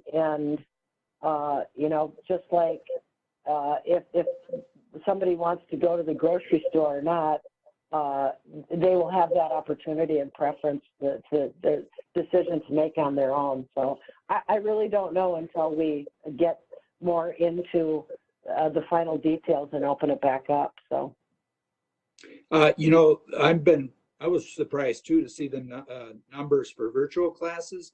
That's wonderful. And, there may be people that want to keep doing that, may not be comfortable for an in-person one. And then also, I know there's been some outdoor classes, and that maybe is something that could be potentially wrapped up. I know all those are things you're looking at. Other questions or comments for Ann that you'd like to share? This is Mary. The only comment I would make is that as a member myself, I am a little nervous about going back to the rec center and using machines and the cleanliness of that. But I think one of the things we do have in our advantage is that it's the summer months. And so I think maybe less people will be in there in the summer. Winter, I think, is when I get the most worried, when people really want to get in and work out because they have less options for working out in the winter. So summer feels like a good time to kind of ease into it and see how it goes and maybe tweak whatever we need to tweak. But I'm a little worried about winter.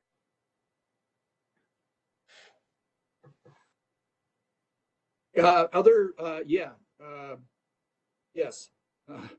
Other questions or suggestions, comments for Ann?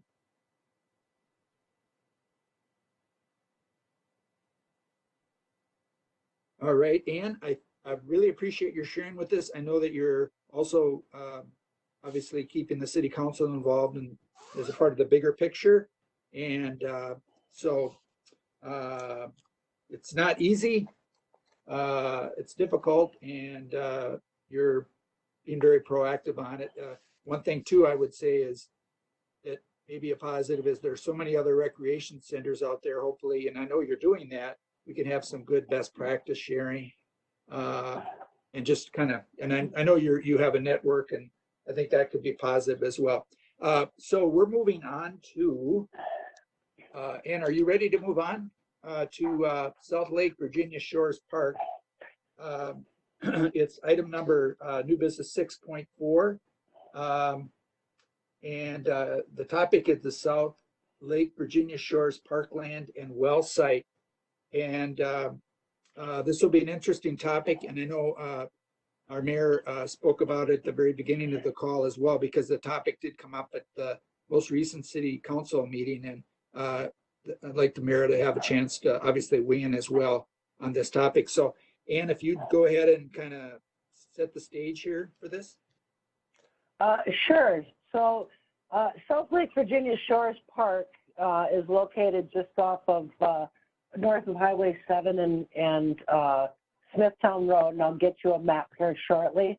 So just to give you a little background on this, so in 2012, the park was basically completely redone.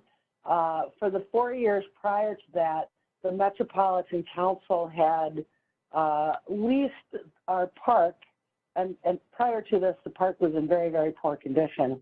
But the Met Council had leased this area as part of their huge tunneling project, their sewer project, that the building that sits there today is part of their odor control facility, and they've got huge sewer lines that are about 100 feet into the ground, and 3 of them converge at this site. So I am going to get out of here and give you guys a map. So this is Smithtown Road and Highway 7. If you can follow, my little cursor is here. So this park area basically was recreated almost in its entirety, with the exception of this building. This is an odor control building that also has a couple restrooms in it for park purposes.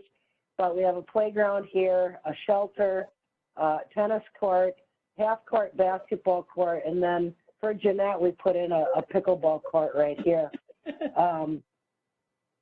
So this was a very old park, and again, redone completely in 2012. And as part of that process and the project itself, I had quite a few neighborhood meetings with the residents here when we went to reconstruct this park. We had surveys that were sent out. I had at least 1 or 2 neighborhood meetings with the group that provided input into what they wanted to see in the park. So, and I think that now this is about the 3rd time that we have really talked about this lot. So this is an old well. It's an old city well, well number 1. That this was the original well that provided water to the city. It has since been sealed. So I think back in 2008, the community development director then took a look at this, and was there an opportunity to sell it? I know that back last year, this information was also brought to the Park and Rec Committee.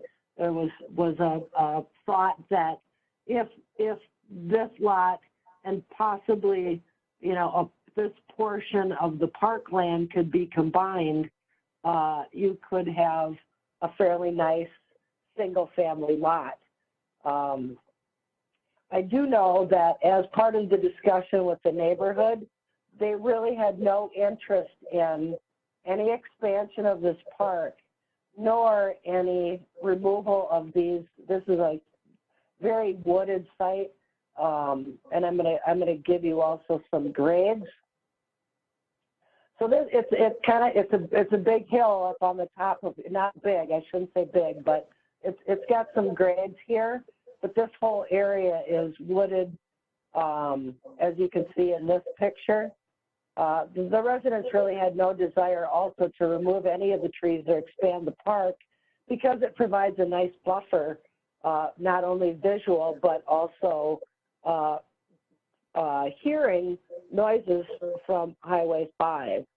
So that's kind of why this park was never developed further than what it was, based on resident feedback at the time. So we now have a new community development director again. So he has now picked up on where the old community development director left off about whether or not the city should sell this lot, whether this lot should remain open, or can it be included in the park in some manner. And I know that the city council last week looked at this at a work session and directed it to come back to the Park and Rec Committee for them to discuss again whether or not, this should become park, should it be sold? If it stays park, is there any opportunities for improvements within this area? Let's see if I've got everything touched on here before I open it up. John, do you have anything to add? Yeah, thank you, Ann. We've toured this before as a group. I think the majority of us have been to the park. I've been there multiple times. I think Jeanette and I were there last week actually, and saw it again, and actually walked up into all the highland area on both sides. The area to your left that road that's Highway 7. So on the left, so it's just to the north of Highway 7. And then if you go to your right, that road is a dead end cul-de-sac. And if you go off the screen to your right, you're going to find the lake. It is a very nice area as it relates to that particular high ground there.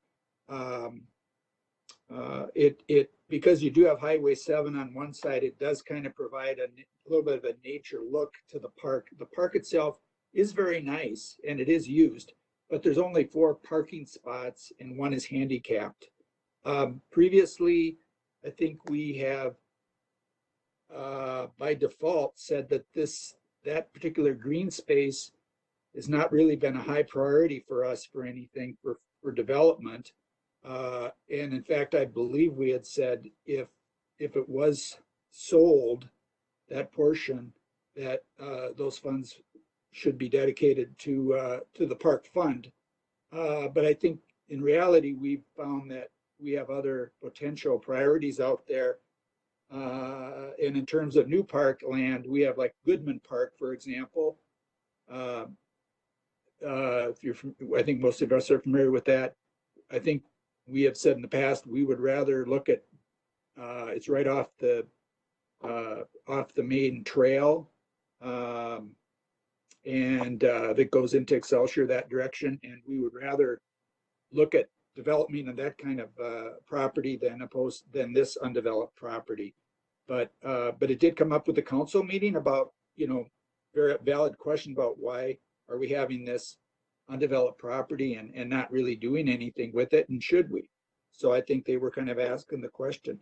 But I wasn't at the meeting, and obviously, and I'm hoping the mayor, you might be able to jump in and just share some thoughts on this after hearing from Ann and myself, and because I think the council really would like is looking for some guidance from this group on what we see moving forward.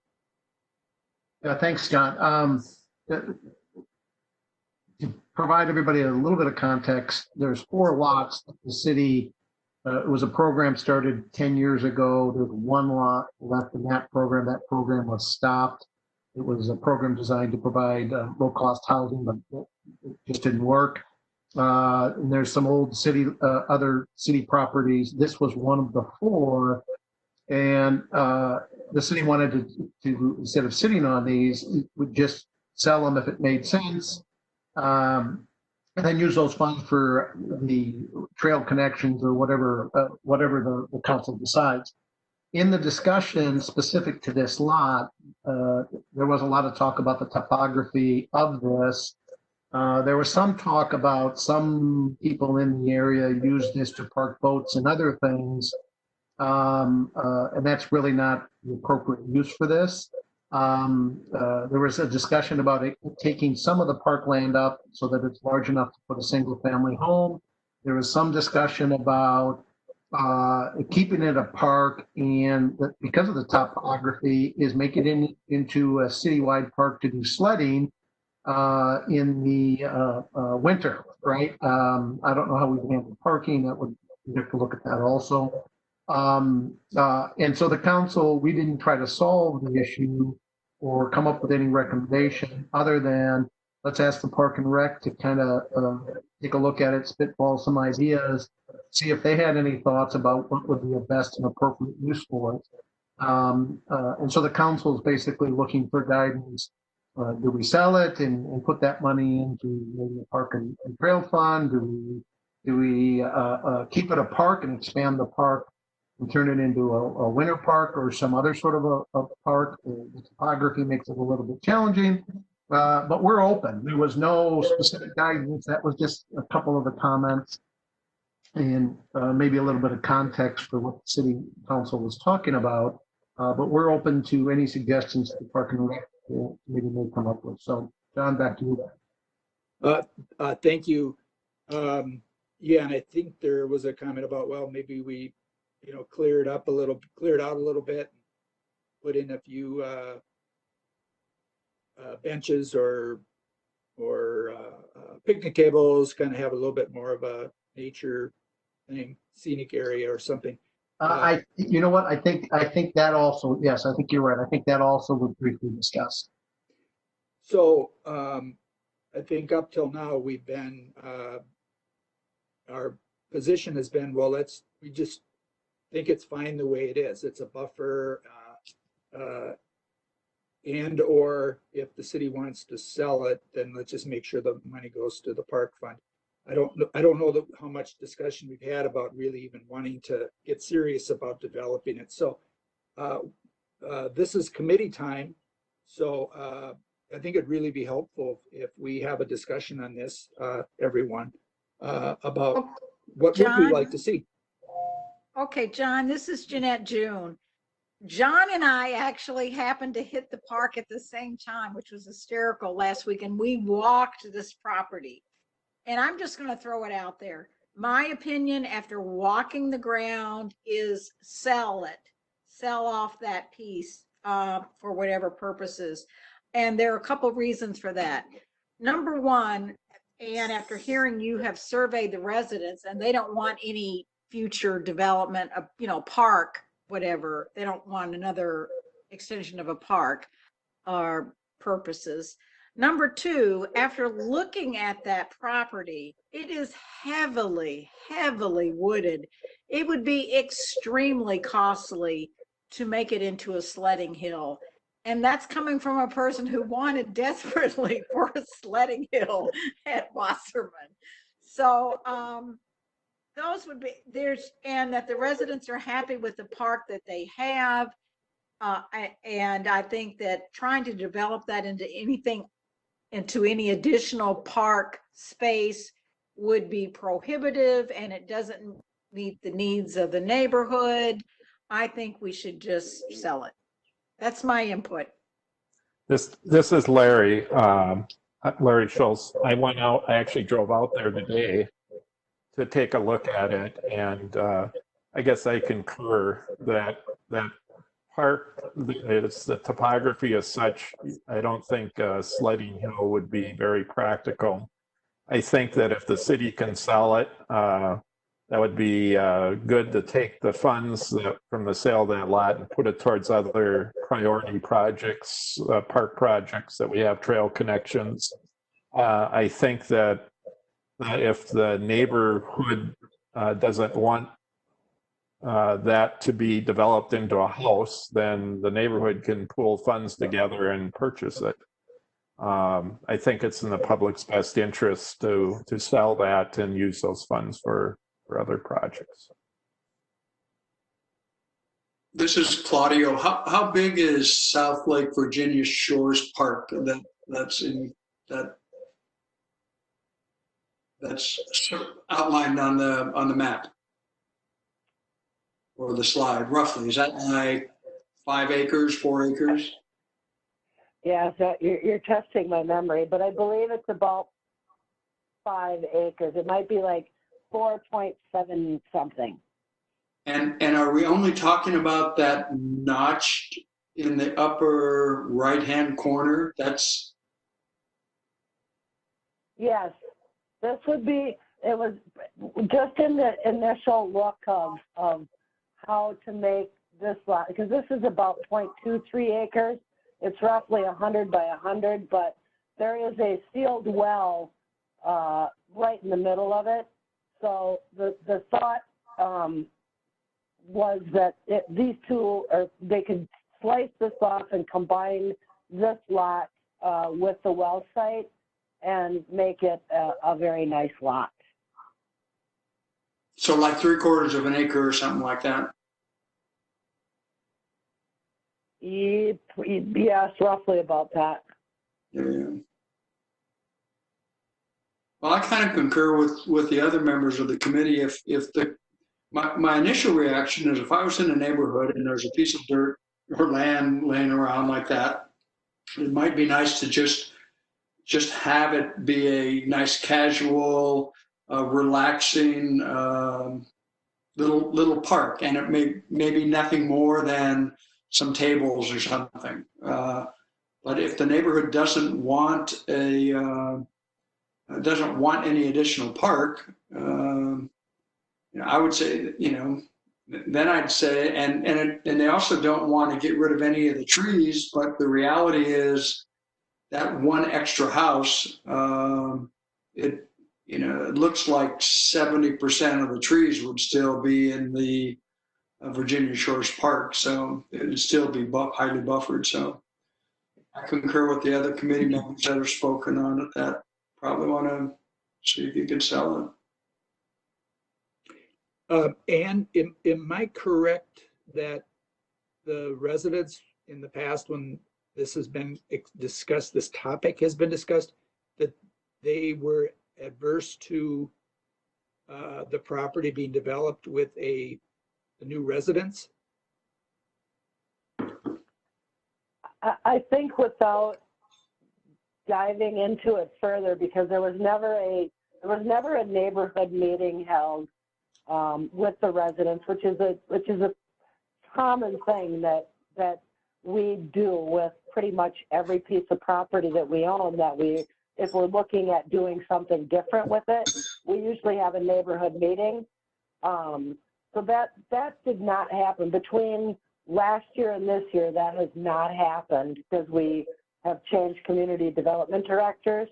I think when we started looking back in 2012 at the redevelopment of the park, we were specific to, should we do anything with this? And there was a resounding no, leave it as is. But did we specifically talk about this lot? No. Okay, thank you. Does someone want to put a motion on in a second, and then we can have discussion on that? This is Larry. I'd make a motion that we would recommend to the council that the property that the city owns down there be sold, and even add a little bit to it, as Ann had stated, if we have to make a little nicer lot for it to sell, that we recommend that city sell that lot and put the proceeds from a sale towards into the park fund for other projects that we have. Is there a second? Jeanette June seconds. Is there additional discussion? And how does that process then work? Well, obviously, Mayor, that would go to the council, and the council would take it under consideration, I suppose. Yeah, Ann always comes in and briefs the council, the full council, on what the Park and Rec discussion was and what the recommendation is. And then the council will take it up and discuss and then decide and hold a vote. Or if, depending on what the council says, it's possible they could send it back and ask other questions.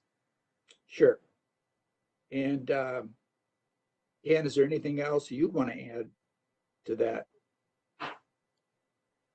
Nothing at this time. I think that was the direction from the Park and Rec Committee last year, and so that just sort of affirms that. Without taking a vote, I shouldn't speak before that. So I prefer to have the vote. Yep. Is there anyone else that wants to speak to the motion?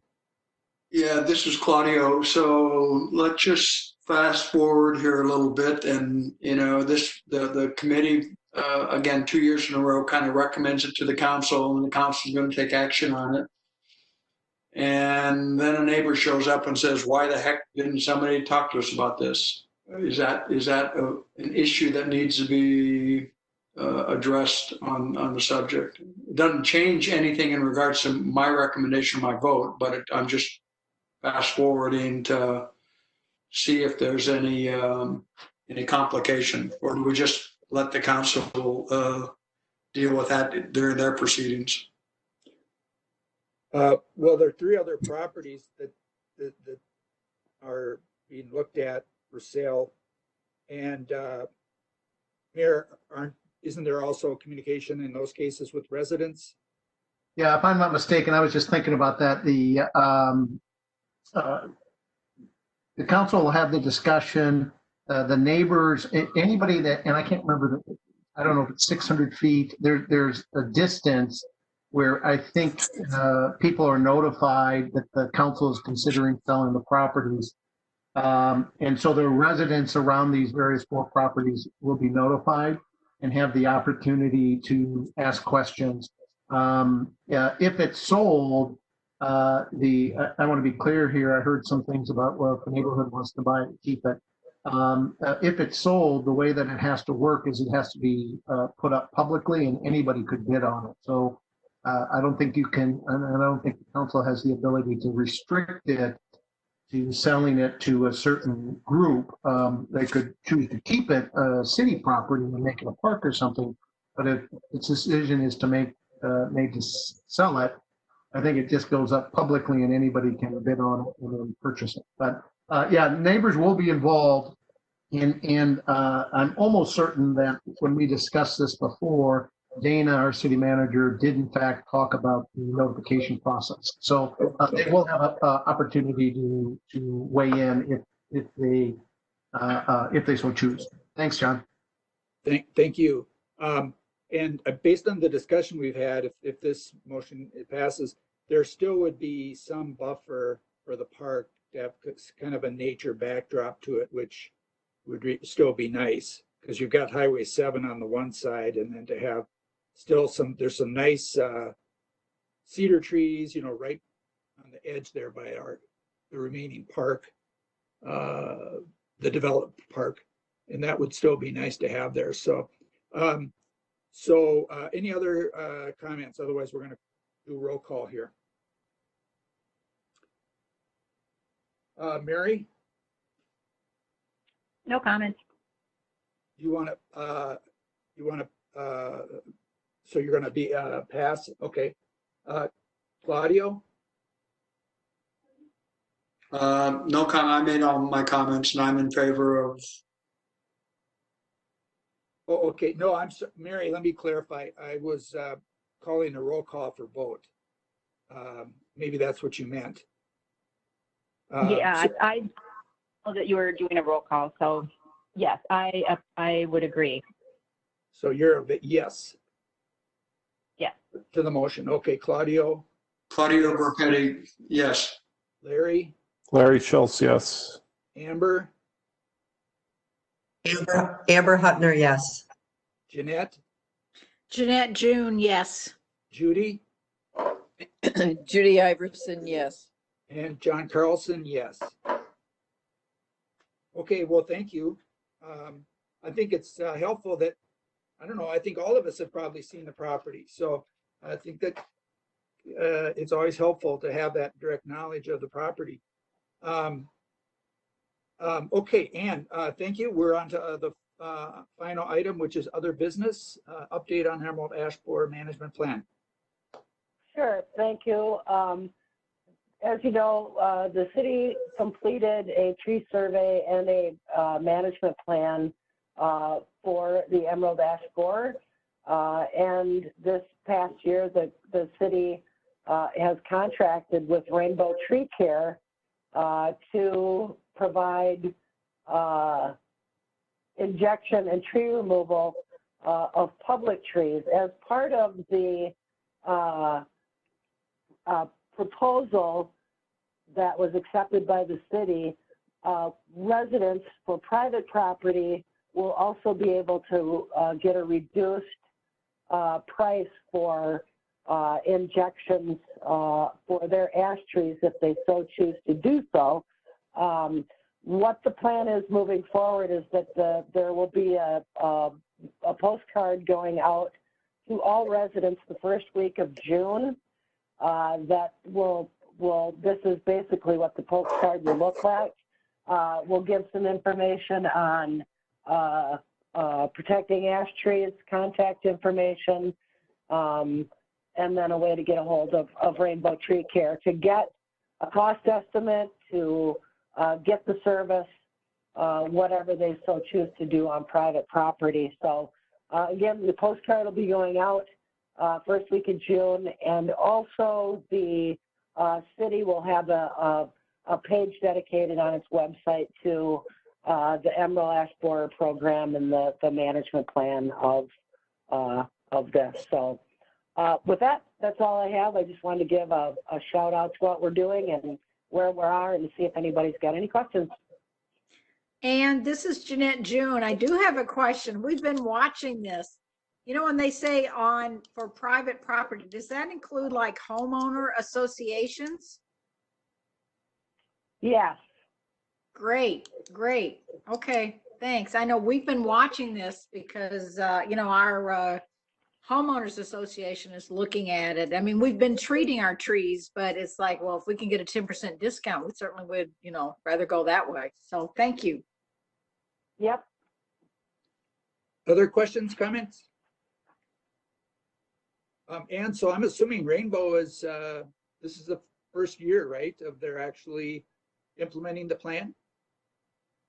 Yes, here in Victoria, yes, it is. But they have, I think, partnered with over 20 metro communities.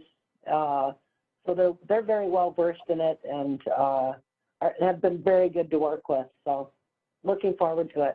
I know what we had 2 or 3 ash trees treated last year, and it is a real deal. So if residents have some really high quality ash trees, it would pay for them to take advantage of this.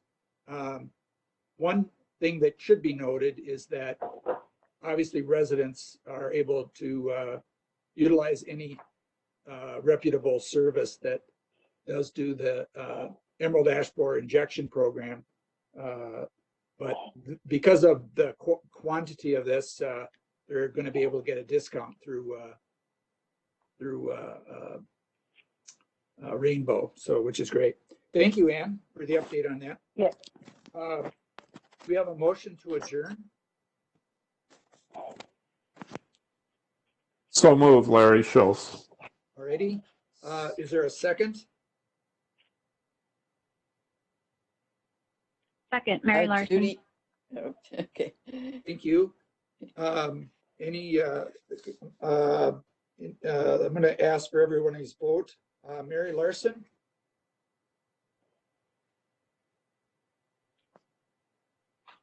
Want to vote yes or no? Yes. Yes, okay. Claudio? Yes. Okay. Claudio, yes. Larry? Larry Schultz, yes. Amber? Amber Hutner, yes. Jeanette? June, yes. Judy? And Judy Iverson, yes. And before we adjourn, I apologize for the cumbersome process, but it's the way we need to do it. Ann, thank you for all your hard work. Mr. Mayor, thank you for being a part of this meeting. And I vote yes. And with that, we are adjourned.